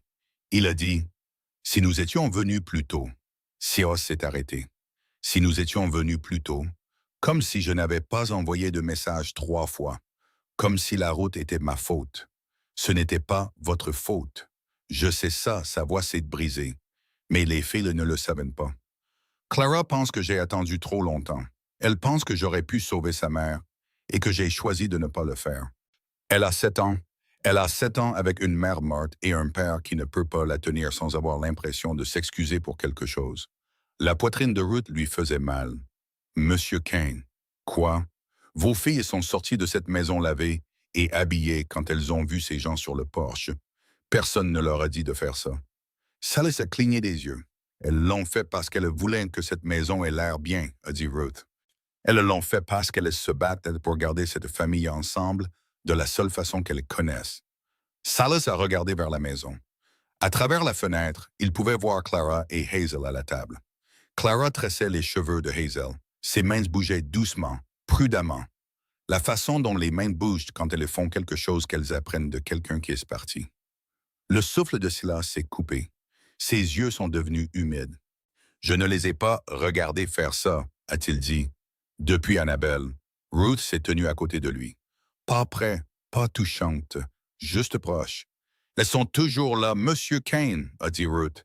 Et vous aussi. Silas a essuyé son visage avec le dos de sa main, brutalement, comme s'il était en colère contre les larmes d'exister. Il a redressé ses épaules. Ils reviendront, a-t-il dit. Le prédicateur, le shérif, tous. Et quand ils le feront, ils apporteront du papier. Je sais. Le papier est la façon dont ils prennent ce qu'ils veulent. Ruth a hoché la tête. Alors nous ne leur donnons pas de raison. Silas l'a regardé. Vous dites-nous. J'habite ici. Vous habitez ici depuis une semaine. Une semaine est plus longue que n'importe qui d'autre a tenu. Silas a presque souri. Pas tout à fait, mais la forme de celui-ci a vécu sur son visage un instant avant qu'il ne le tue. Ce soir-là, Ruth a mis la table pour 4. Quand les filles sont venues manger, Clara a fait une pause à sa chaise. Ruth, oui. Clara n'a pas levé les yeux. La femme du prédicateur. Elle t'a regardé comme les femmes du magasin te regardent. Oui. Parce que tu es grosse. Oui. Clara était silencieuse, puis elle a dit, « Je te regarde comme ça aussi. » Ruth a posé une assiette. « Je sais. » Clara a dégluti. « Est-ce que ça fait mal quand je le fais? » La question est sortie petite, presque cachée en elle-même. Comme si Clara avait honte de demander, mais ne pouvait pas s'arrêter. Ruth l'a regardée. « Oui, a-t-elle dit, ça fait mal. » Le visage de Clara s'est tendu. Elle s'est assise vite et a fixé son assiette. Elle ne s'est pas excusée. Elle n'était pas prête pour ça, mais elle l'avait demandé, et demander était le premier pas vers quelque chose que Ruth n'osait pas encore nommer. Hazel a regardé toute la scène sans cligner des yeux. Après le souper, Hazel a sorti une petite bougie et l'a posée sur la table. Ruth l'a regardée. C'est pourquoi? Pour se souvenir. Oh, Hazel a dit. Maman allumait une bougie après le souper parfois. Elle disait que ça aidait la nation à respirer. La tête de Clara s'est relevée brusquement. Hazel, je veux le faire, a dit Hazel doucement. Je veux me souvenir d'elle. Les yeux de Clara se sont remplis. Elle s'est détournée rapidement. Ruth a craqué une allumette et a allumé la bougie. La petite flamme a bougé dans le courant d'air. Hazel a cherché dans sa poche et a sorti un petit bouton sculpté. Elle l'a posé à côté de la bougie. C'était de la robe du dimanche de maman. Clara ne s'est pas retournée, mais sa voix est sortie à vif. Elle portait cette robe le dernier dimanche où elle est allée à l'église. Je me souviens, a dit Hazel. Elle a chanté ce jour-là. Elle ne chantait jamais fort, mais elle a chanté ce jour-là. Je me souviens. Les sœurs se sont tues. La bougie brûlait. Ruth n'a rien ajouté. Elle n'a pas prononcé le nom d'une femme morte, ni revendiqué un souvenir qui n'était pas le sien. Poche, elle s'est assise et a laissé les filles avoir leur mère dans la pièce un moment. Puis Clara s'est retournée. Son visage était strié. Elle a marché vers l'étagère où le petit cheval sculpté avait toujours été. Le cheval d'Annabelle. Celui que personne n'avait le droit de toucher. Clara l'a ramassé et l'a tenu serré, puis elle l'a posé à côté du bouton de Hazel. Personne n'a parlé. Silas se tenait dans l'embrasure.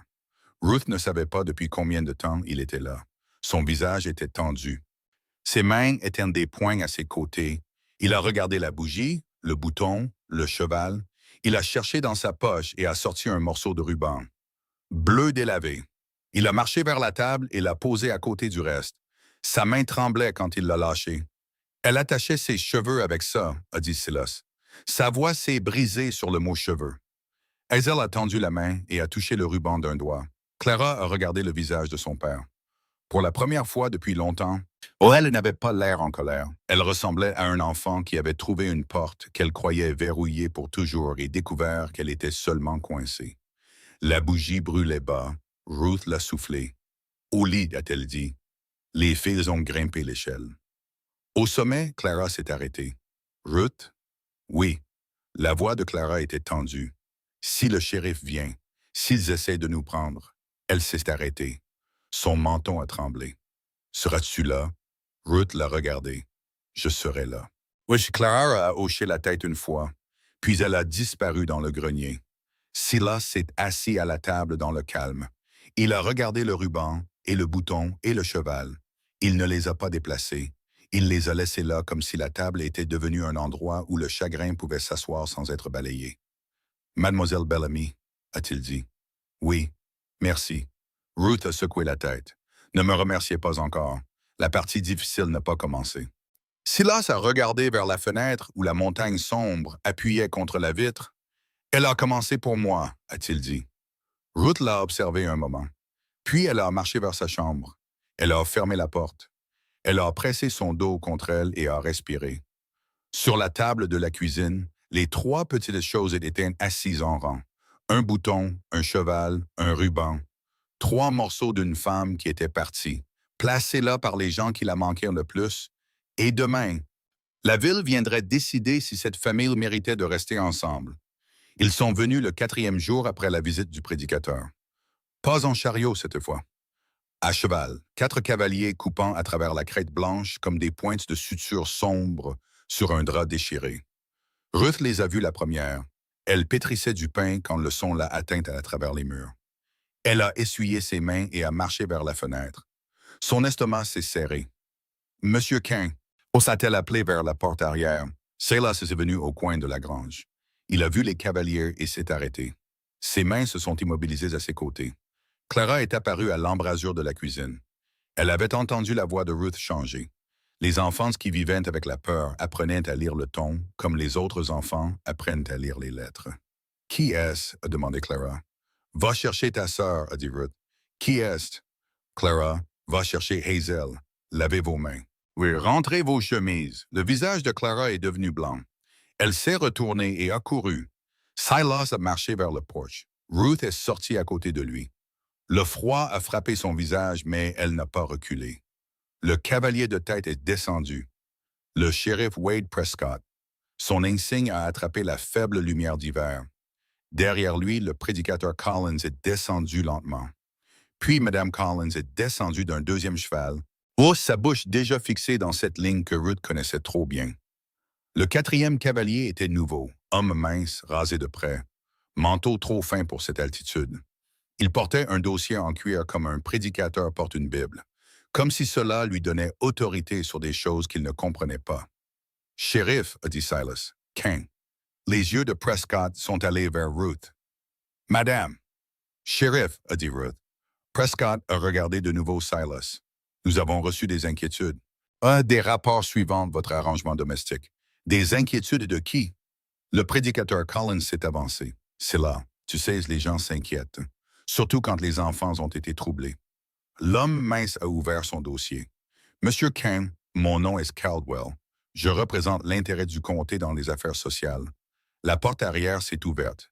Clara et Hazel sont sorties sur le porche. Cheveux humides, chemise rentrée, mains propres.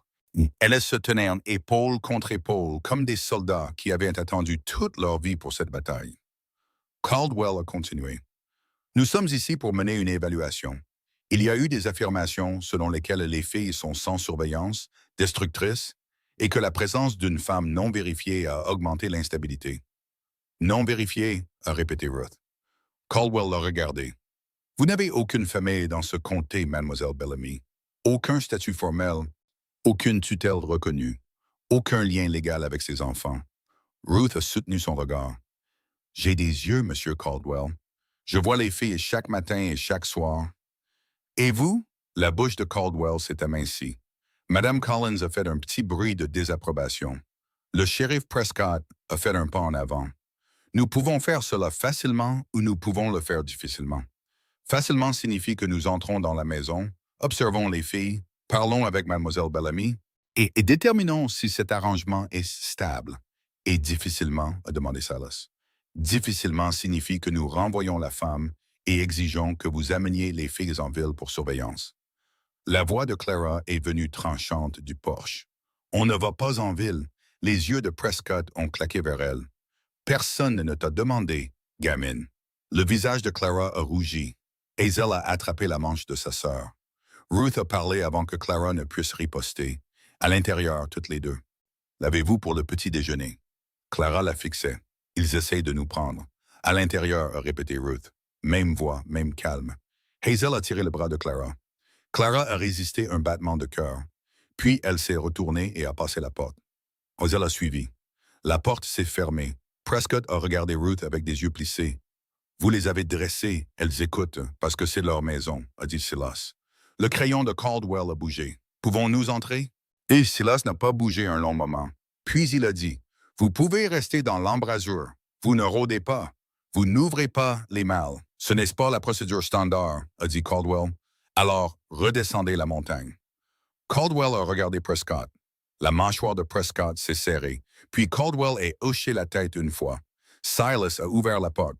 Caldwell est monté et a regardé à l'intérieur. Ses yeux ont parcouru la cuisine. Le sol balayé, la pâte à pain sur le comptoir. Les assiettes propres sur l'étagère. Une marmite de haricots chauffant sur le poêle. Les filles à la table avec des mains humides et des chemises rentrées. Son crayon a bougé.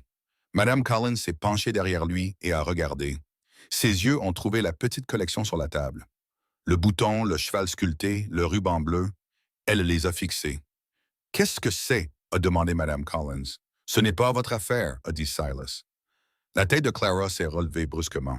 « Ce sont ceux de maman. » Madame Collins a regardé Clara. « Les affaires de votre mère devraient être rangées correctement, enfant. Pas laissées sur une table de souper comme des décorations. » Clara s'est levée si vite que sa chaise a raclé. « Ne les touchez pas. »« Clara, » a dit Ruth depuis l'embrasure. La poitrine de Clara se soulevait. Ses poings étaient blancs. Mais elle a regardé Ruth et quelque chose dans le visage de Ruth l'a tenu.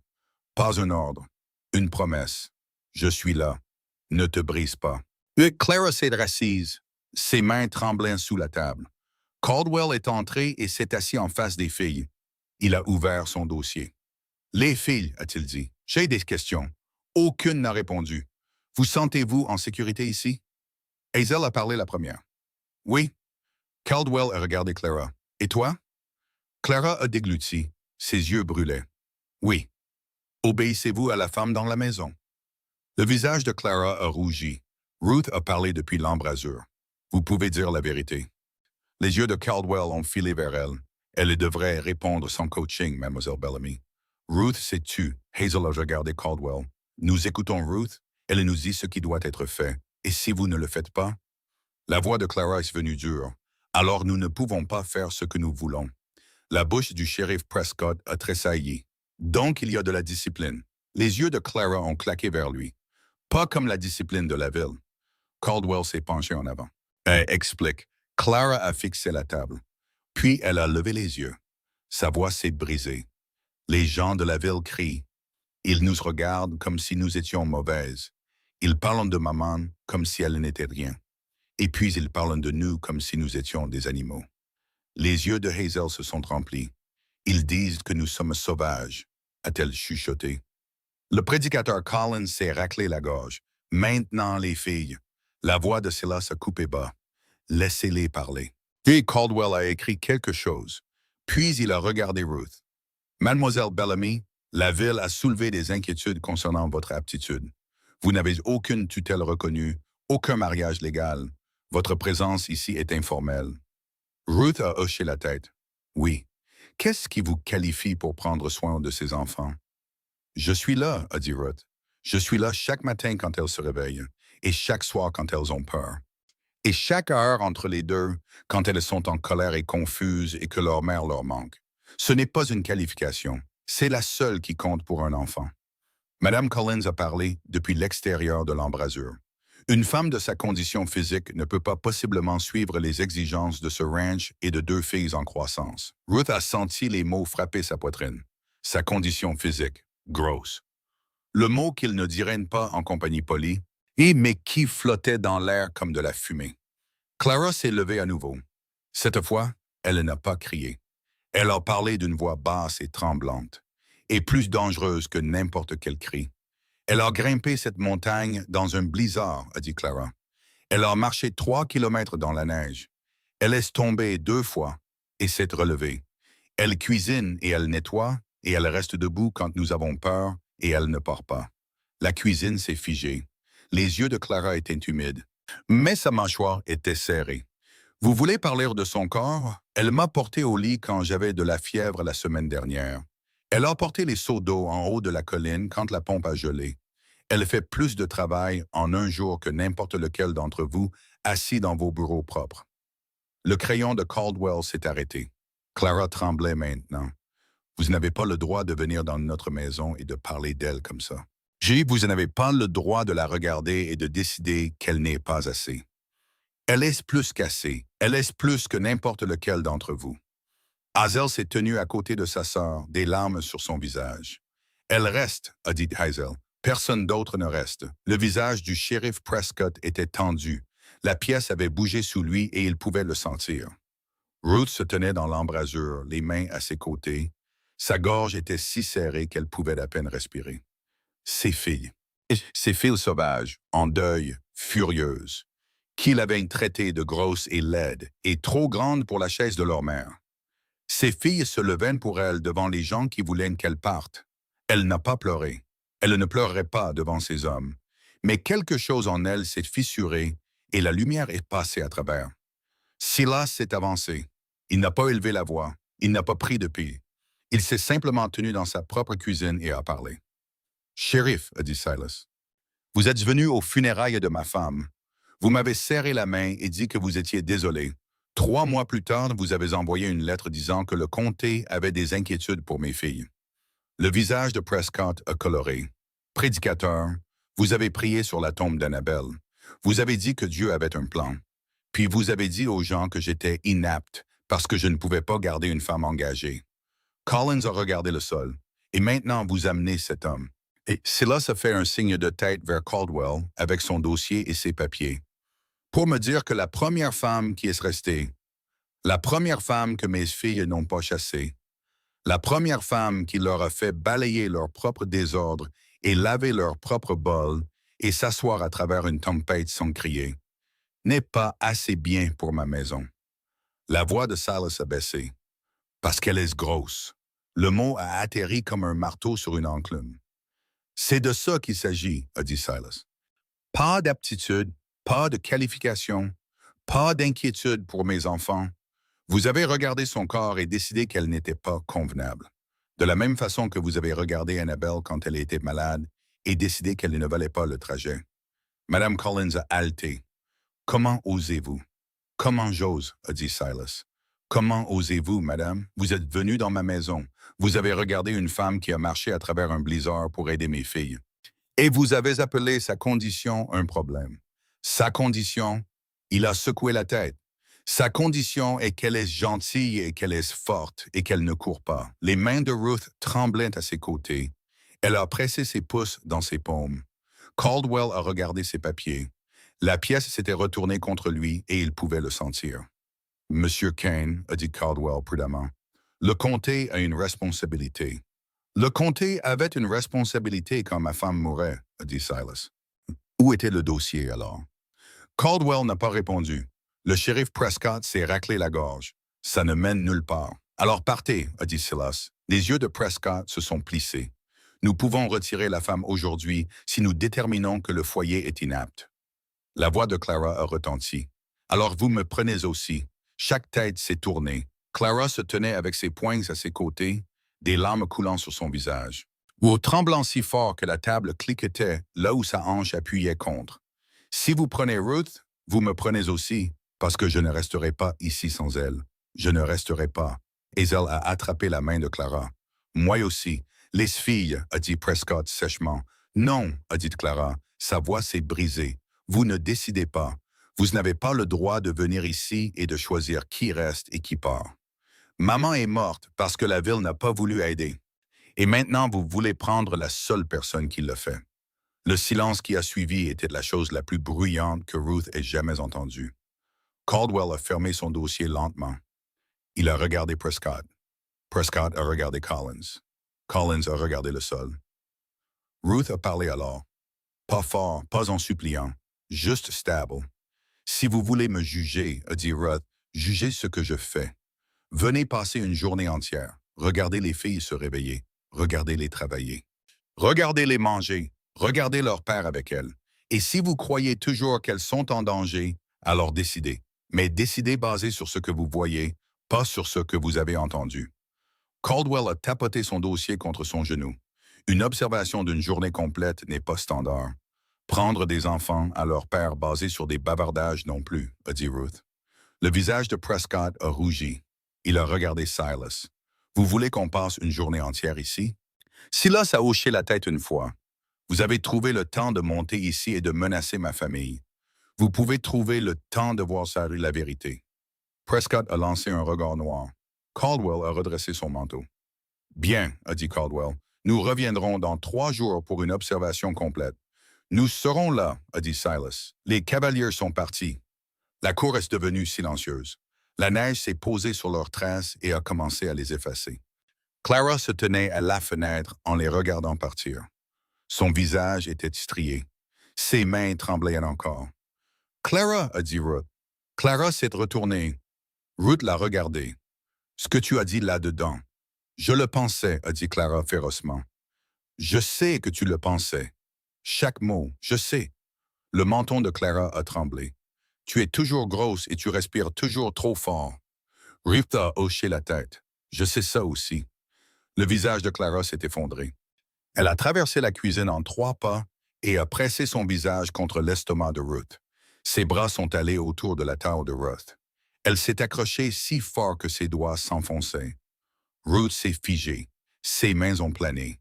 Puis lentement, prudemment, comme si elle manipulait quelque chose qui pouvait se briser, elle a mis ses bras autour de Clara.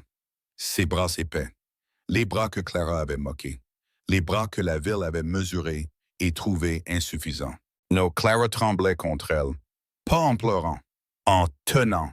Tenant la première personne qu'elle avait choisi de garder depuis la mort de sa mère. Hazel s'est approchée. Elle n'a pas agrippé. Elle a pressé son front contre le bras de Ruth et s'est tenue là, respirant. Ruth les a tenues toutes les deux. Son corps, que le monde appelait trop grand, était exactement de la bonne taille pour 2 petites filles qui avaient besoin de quelque part où tomber. Silas se tenait dans l'embrasure. Sa main agrippait le cadre. Son visage était tendu et ses yeux étaient humides et il n'essayait pas de le cacher. Ruth l'a regardé par-dessus la tête de Clara. Leurs yeux se sont rencontrés. Quelque chose est passé entre eux qui n'était pas de la romance et n'était pas un arrangement. C'était de la reconnaissance. 2 personnes brisées se tenant dans une cuisine pleine de chagrin et choisissant de tenir la ligne ensemble. 3 jours, a dit Silas. 3 jours, a répété Ruth. Clara s'est reculée. Elle a essuyé son visage fort avec ses 2 mains. Je n'ai pas peur d'eux. Je sais, a dit Ruth. C'est juste que... Clara s'est arrêtée. Sa voix a baissé. Je ne veux pas perdre une autre personne. Ruth s'est agenouillée. Ses genoux lui faisaient mal. Le sol était dur. Elle s'en fichait. Elle a regardé Clara dans les yeux. Je ne peux pas te promettre pour toujours, a dit Ruth. Personne ne peut promettre ça. Ta maman ne pouvait pas le promettre. Je ne peux pas non plus. Les yeux de Clara se sont remplis à nouveau. Mais je peux te promettre ceci, a dit Ruth. Si jamais je dois partir, tu l'entendras de moi. Pas de la ville, pas du shérif, pas des bavardages. De moi. Clara l'a fixé, cherchant le mensonge, n'en trouvant aucun. Et aujourd'hui, a dit Ruth, je ne vais nulle part. Clara a hoché la tête, petit, rapide. Puis elle a redressé ses épaules et a essuyé son visage une fois de plus. Qu'est-ce qu'on fait? A demandé Clara. On se prépare. Comment? Ouais, que Ruth s'est levée. De la même façon qu'on l'a fait. On vit, on travaille, on mange. On ne se cache pas et on ne joue pas la comédie. Hazel a pris la parole. Et si le shérif essaie de nous piéger encore? Il a posé des questions sur maman la dernière fois. Ruth a regardé Hazel. S'il mentionne ta maman, tu respires. Tu ne mords pas. Tu ne cries pas. Tu respires. Et tu réponds avec la vérité. Et si la vérité me fait pleurer? A demandé Hazel. Alors tu pleures, a dit Ruth. Pleurer n'est pas une faiblesse. C'est la preuve que tu as aimé quelqu'un. Hazel a hoché la tête. Clara a regardé Ruth. Et s'il pose des questions sur toi, s'il dit que tu n'es pas convenable, alors je réponds. Que diras-tu? Ruth a fait une pause. Je dirais que je suis là, que je cuisine leurs repas et raccommode leurs vêtements et m'assois avec elles pendant les tempêtes. Que je suis grosse et que je suis fatiguée, et que je n'ai pas de famille et pas d'argent, et pas de statut dans ce comté, et qu'aucune de ces choses ne m'a empêché de les aimer. Le mot a glissé avant que Ruth ne puisse l'attraper. Aimer. Elle n'avait pas voulu le dire. Pas encore. Pas si tôt. Clara l'a entendu. Hazel l'a entendu. Silas l'a entendu. Personne n'a bougé. Puis Hazel a dit, doux comme la neige qui tombe, nous t'aimons aussi, Ruth. Clara ne l'a pas dit. Elle n'était pas prête. Mais elle ne l'a pas nié non plus. Et dans le monde de Clara, le silence, là où le déni aurait dû être, était la chose la plus proche d'un oui. Silas s'est raclé la gorge. Nous avons 3 jours, il y a du travail à faire. Ruth a hoché la tête. Alors nous travaillons. Cette nuit-là, après que les filles eurent grimpé au grenier, Ruth s'est assise à la table de la cuisine. La bougie était allumée. Le bouton, le cheval et le ruban étaient assis dans leur rangée. Silas s'est assis en face d'elle. Ah, mademoiselle Bellamy, monsieur Kane, vous avez dit un mot ce soir. Le visage de Ruth s'est réchauffé. Je sais. Le pensiez-vous? Ruth l'a regardé. Vous savez que oui. Silas était silencieux. Son pouce frottait le bord de la table où le bois était usé lisse par des années de mains qui n'étaient plus là. Je ne suis pas prêt, a-t-il dit, pour ce que ce mot signifie. Je ne vous ai pas demandé de l'être, je sais. Mais vous devriez savoir que je l'ai entendu. Il a fait une pause. Et je ne voulais pas que vous le repreniez. La poitrine de Ruth s'est serrée. Elle a hoché la tête. Silas s'est levé. Il a ramassé le ruban et l'a tenu un moment, puis il l'a reposé. Annabelle vous aurait aimé, a-t-il dit.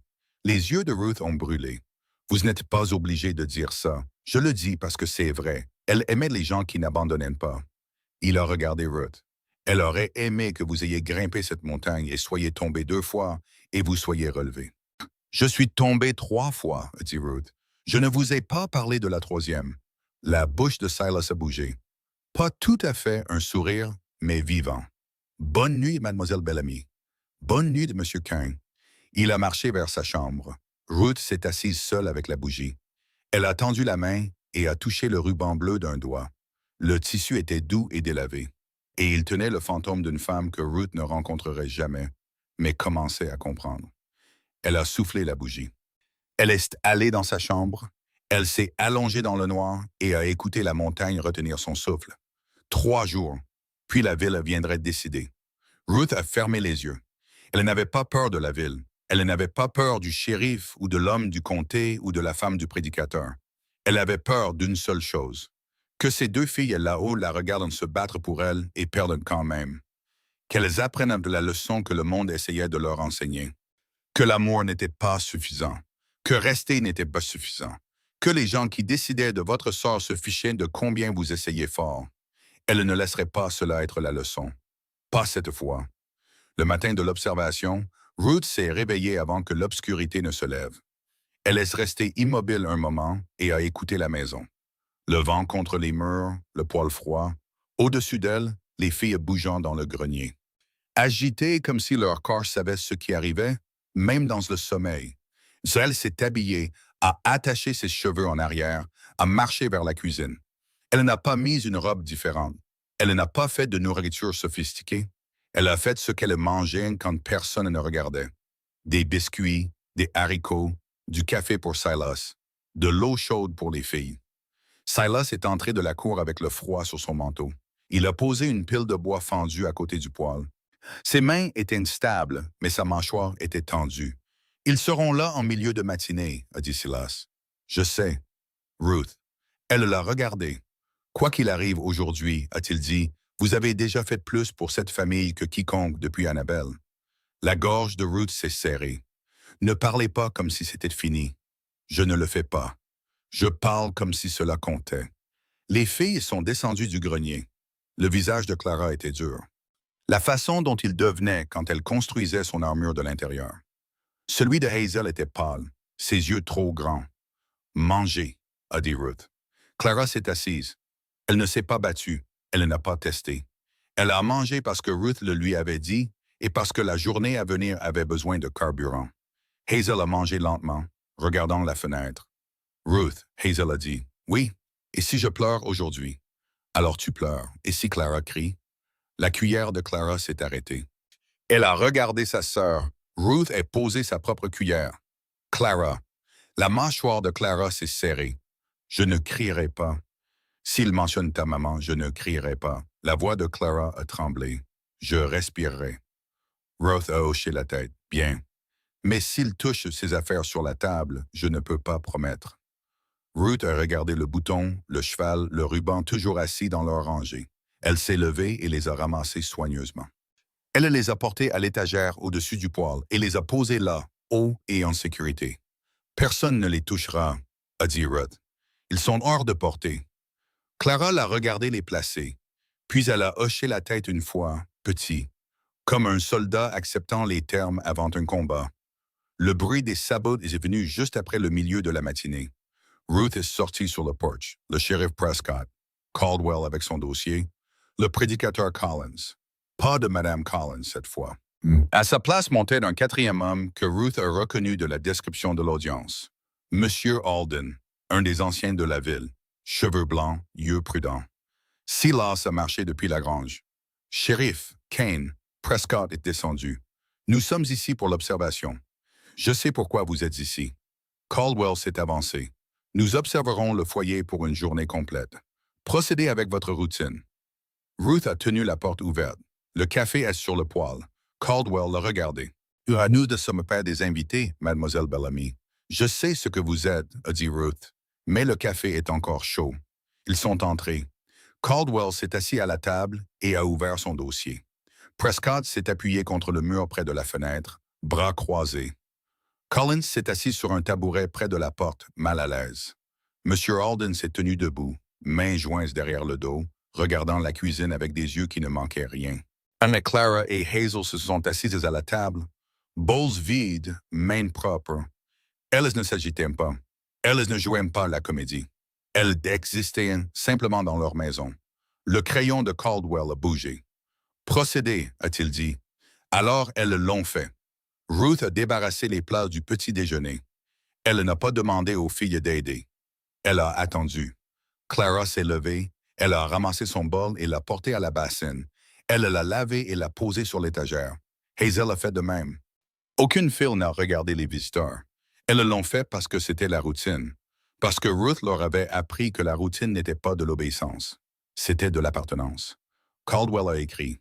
Silas a fini son café et s'est levé. Les filles, les œufs. Clara et Hazel sont allées au poulailler. Ruth a regardé par la fenêtre alors qu'elle ramassait les œufs, se disputant une fois pour savoir qui tenait le panier, réglant cela elle-même sans crier. Prescott regardait aussi. Ses yeux étaient plissés, attendant la fissure. À mi-chemin de la matinée, Prescott a essayé. Il a attendu que Silas soit dehors et que les filles soient à la table, en train d'écosser des haricots avec Ruth. Il s'est penché en avant, voix décontractée. « Alors, a dit Prescott, laquelle de vous a mordu cette femme le printemps dernier? » Les mains de Clara se sont arrêtées sur les haricots. Hazel s'est raidie. Ruth a senti l'air changer. La vieille attraction, le vieux piège. Elle a regardé les filles. « Respirez, a dit Ruth. Les yeux de Clara ont claqué vers elle, larges, effrayés. « Inspirez, a dit Ruth basse. La poitrine de Clara s'est soulevée. « Expirez. » Les épaules de Clara sont tombées. Prescott a insisté. « La ville se souvient, les filles. La ville n'oublie pas. » Les doigts de Clara se sont enroulés autour d'une cosse de haricots. Ses jointures sont devenues blanches. Ruth pouvait voir le combat dans son corps. Le vieux feu essayant de prendre. « Je l'ai mordu. » Mais, a dit Clara. Sa voix était tendue, mais elle ne s'est pas brisée. Je l'ai mordu parce qu'elle a essayé de s'asseoir dans la chaise de ma maman. Les sourcils de Prescott se sont levés. Et tu penses que c'était bien? Clara a dégluti. Non, mais j'avais 7 ans et ma maman venait de mourir et personne ne m'a dit quoi faire avec ça. La cuisine est devenue silencieuse. Le crayon de Caldwell s'est arrêté. Monsieur Alden a regardé Clara un long moment. Puis il a regardé Ruth. Ruth n'a pas parlé. Encore elle n'a pas coaché. Elle a écossé un haricot et a attendu. Prescott a essayé à nouveau. « Et ta maman, a-t-il dit doucement, t'aurait-elle laissé agir comme ça? » Le visage de Hazel s'est vidé. Le souffle de Clara s'est coupé. Ruth a posé sa cosse de haricot. « Shérif, a-t-elle dit. » Les yeux de Prescott ont bougé vers elle. « Je demande aux filles. »« Vous provoquez les filles, a dit Ruth. » Il y a une différence. Le visage de Prescott a coloré. Pardon? Vous avez dit que vous veniez observer, a dit Ruth. Pas pour piquer les enfants d'une femme morte jusqu'à ce qu'elle saigne pour votre paperasse. La pièce est devenue très immobile. Les yeux de Caldwell se sont écarquillés d'une fraction. Collins a regardé le sol. Monsieur Alden a regardé Ruth avec quelque chose qui n'était pas de l'hostilité. Prescott s'est penché en avant. Vous êtes devenue audacieuse, mademoiselle Bellamy. Je suis devenu fatigué, shérif. Il y a une différence. Prescott l'a fixé. Ruth a soutenu le regard. Elle n'a pas regardé ailleurs. Elle ne s'est pas adoucie. Elle était une femme grosse assise dans une cuisine sur une montagne tenant une cosse de haricots. Et elle n'avait pas peur d'un homme avec un insigne. Prescott a craqué le premier. Il s'est penché en arrière et a regardé Caldwell. Procédez, a-t-il dit, comme si c'était son idée d'arrêter. La matinée a tenu. Ce n'était pas parfait. C'était réel. Silas a envoyé les filles empiler du bois. Clara empilait trop vite. Silas a pris le bois de ses mains et l'a posé lui-même. Doucement, a-t-il dit. Clara a lancé un regard noir. Je le fais bien. Tu le fais en colère. Ce n'est pas la même chose. Silas a ramassé un autre morceau et l'a placé. Regarde. Clara a regardé, puis elle en a placé un. Lent, régulier. Mieux, a dit Silas. Hazel empilait à côté d'eux, calme, correspondant à leur rythme. Caldwell se tenait à 3 mètres en arrière, écrivant. Ruth regardait depuis le poche. Vers midi, Hazel est devenue silencieuse près du ruisseau derrière la maison. Les visiteurs suivaient à distance. Ruth a marché à côté d'elle et s'est assise sur un rocher froid, laissant de l'espace. Hazel fixait l'eau. « Ça ressemble à la route, a-t-elle chuchoté. Le ruisseau. Hazel a hoché la tête. Ce jour-là où nous avons descendu maman, la poitrine de Ruth lui faisait mal. Alors nous nous asseyons jusqu'à ce que ça ressemble à de l'eau à nouveau. Les épaules de Hazel ont tremblé une fois. Charles a pressé ses lèvres l'une contre l'autre. Elles se sont assises longtemps. Le ruisseau bougeait. Le froid mordait leur visage. Hazel a finalement expiré. Ça ressemble à de l'eau maintenant. Bien. Hazel s'est levée. Je suis prête. D'accord. Derrière elle, Caldwell avait arrêté d'écrire. Il se tenait avec son crayon immobile, regardant une file de 7 ans d'apprendre à séparer le passé du présent, avec rien d'autre qu'un rocher et une femme à côté d'elle. L'après-midi a été plus dur. Clara était agitée. Elle détestait être observée. Elle a claqué la porte du garde-manger trop fort. Elle a donné un coup d'épée dans la neige sur la marche du porche. Elle a poussé l'épaule de Hazel quand Hazel marchait trop près. Ruth n'a pas puni le bruit. Elle a redirigé le corps. « Viens, a dit Ruth à Clara, faisant un signe de tête vers le poulailler. Clara a lancé un regard noir. « Pourquoi? »« Parce que les poules ont besoin d'être nourries. Et tes mains ont besoin de quelque chose à faire à part frapper ta sœur. » La bouche de Clara s'est ouverte, puis fermée. Elle a suivi Ruth au poulailler. Elle a jeté les graines trop fort et les poules se sont dispersées. Elle a tressailli au bruit. Ruth s'est mise à côté d'elle. Pas bloquant, pas agrippant, juste stable. Doucement, a dit Ruth. La mâchoire de Clara a travaillé. Il regarde, a-t-elle sifflé. Le shérif. Il me regarde comme si j'allais casser quelque chose. Est-ce le cas? Les yeux de Clara se sont remplis. Je veux que faire. Je sais. Je veux crier et jeter des choses et les faire partir. Je sais ça aussi. Pourquoi tu ne me laisses pas faire? Ruth l'a regardé. Parce que si tu casses, ils gagnent. Et tu ne vas pas les laisser gagner. Clara a fixé Ruth. Son menton a tremblé. Puis elle a jeté une autre poignée de graines.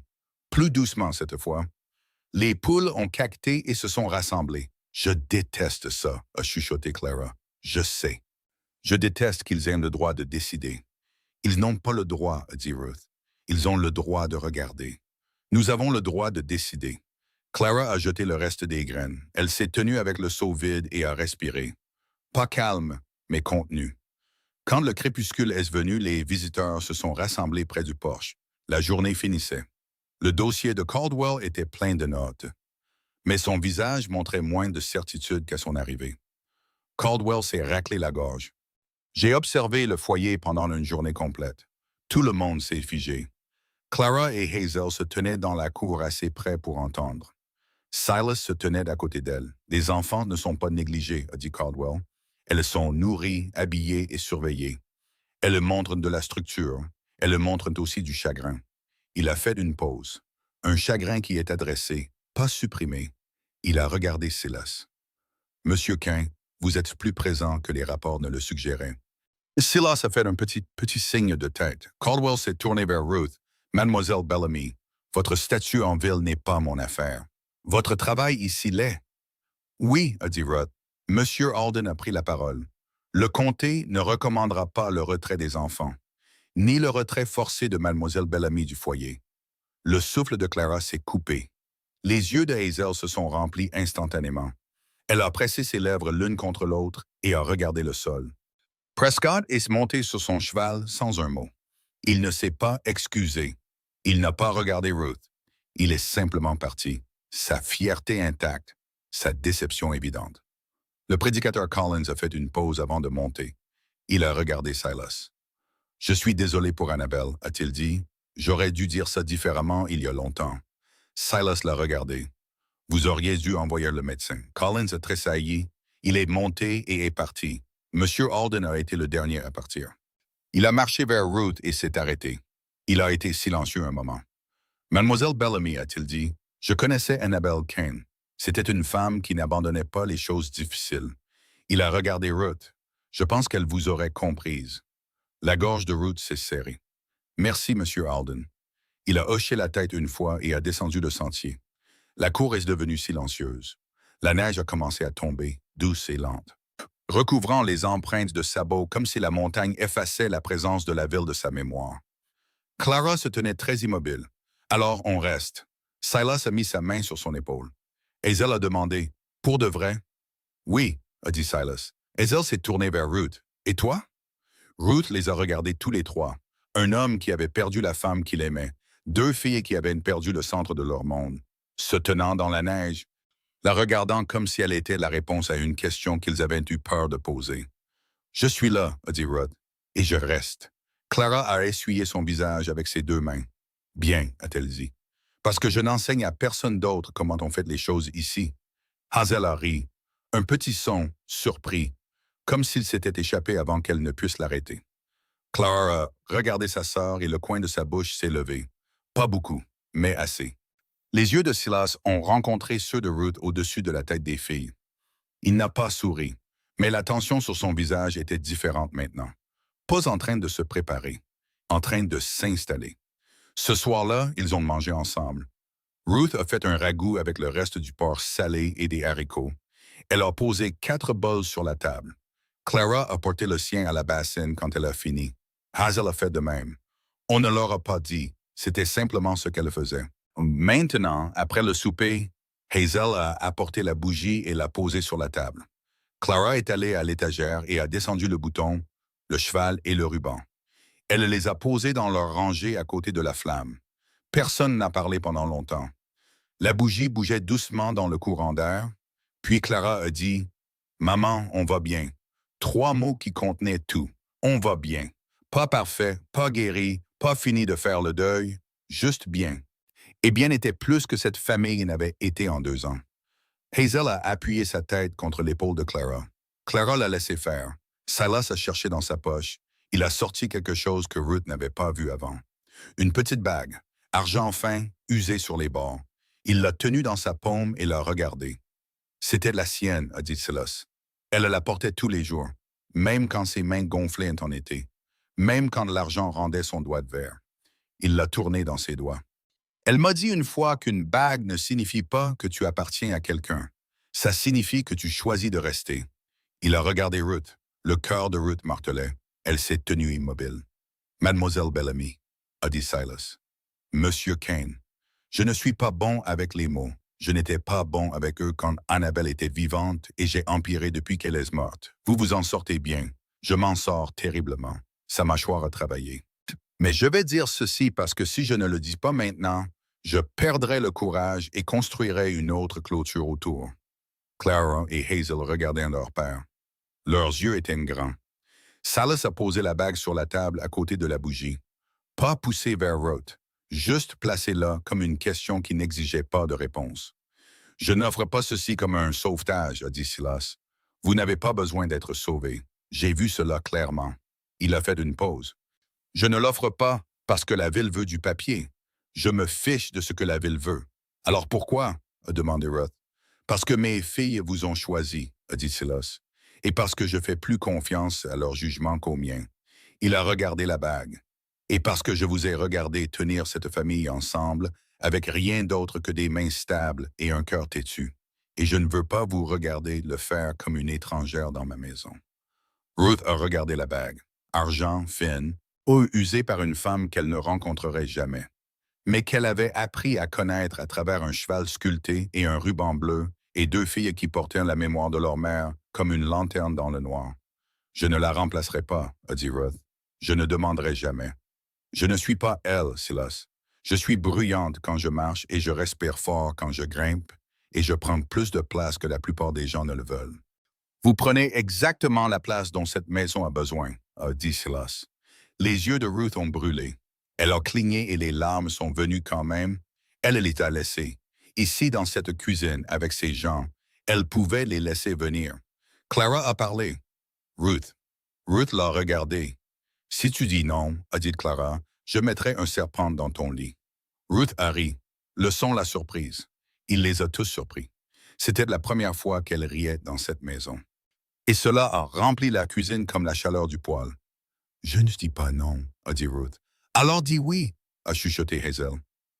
Ruth a regardé Silas. Il était assis en face d'elle avec ses mains usées à plat sur la table et ses yeux fatigués attendant. Pas en suppliant, pas en exigeant. Juste un homme qui avait trouvé quelque chose qu'il n'attendait pas et il était terrifié de le perdre. Oui, a dit Ruth. Silas a ramassé la bague. Ruth a tendu la main. Il l'a glissée sur son doigt. Elle allait. Pas parfaitement, un peu serrée, mais elle tenait. Elle va, a dit Hazel, émerveillée. Clara a regardé la main de Ruth. Tes doigts sont plus gros que ceux de maman. Clara, a dit Silas, je dis juste. Ruth a regardé la bague sur son doigt. Elle est parfaite, a-t-elle dit. La main de Silas est restée sur la sienne un moment, sa paume rugueuse contre ses larges jointures. Puis il a lâché. Eh bien, a dit Silas, il s'est raclé la gorge. C'est fait. C'est fait, a répété Ruth. Clara a soufflé la bougie. Au lit, a-t-elle annoncé comme si elle était responsable de toute la maison. Elle a grimpé l'échelle. Hazel a suivi, mais elle s'est arrêtée au sommet et a regardé en bas. Ruth, a dit Hazel, oui. Bonne nuit, maman Ruth. Les mots ont atterri doux comme la neige. Ruth a pressé sa main contre sa poitrine. Bonne nuit, Hazel. La voix de Clara est venue du grenier, essayant de paraître agacée et échouant. Elle n'est pas maman. Je sais, a dit Hazel. Elle est maman Ruth. C'est différent. Clara était silencieuse. Puis elle a dit petit. Bonne nuit, maman Ruth. Ruth a fermé les yeux. Les larmes sont venues à nouveau et elle ne les a pas arrêtées. Silas s'est levé. Il a contourné la table et s'est arrêté à côté d'elle. Il ne l'a pas touchée. Il s'est simplement tenu assez près pour qu'elle puisse sentir la chaleur. Vous avez grimpé une montagne dans un blizzard, a dit Silas. Vous êtes tombé 3 fois. Vous vous êtes relevé 3 fois. Vous êtes entré dans une maison pleine de chagrin et vous n'avez pas couru. Je n'avais nulle part où courir, a dit Ruth. Ce n'est pas pour ça que vous êtes resté et vous le savez. Ruth a levé les yeux vers lui.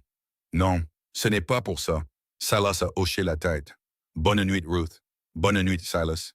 Il a marché vers sa chambre. La porte s'est fermée. Ruth s'est assise seule dans la cuisine. La bougie était éteinte, mais le poêle rougeoyait encore. Le bouton, le cheval et le ruban étaient assis dans leur rangée sur la table. La bague était assise sur son doigt. Elle a touché la bague avec son pouce. Elle était chaude de la main de Silas. Elle l'a tournée une fois autour de son doigt et l'a senti accrochée sur sa jointure, un peu serrée, un peu têtue, comme tout dans cette maison. Elle s'est levée et a marché vers la fenêtre. Dehors, la montagne était blanche et immobile. Les étoiles appuyaient contre le ciel noir comme si quelqu'un avait percé des trous dans un tissu sombre et laissé passer la lumière. Elle était venue ici avec un sac de voyage et un papier qui disait qu'elle était indésirable. Elle avait grimpé un sentier gelé sur des jambes que le monde disait trop lourdes. Elle s'était tenue dans une cuisine où 2 filles l'avaient traitée de grosse et laide et trop grande pour la chaise de leur mère.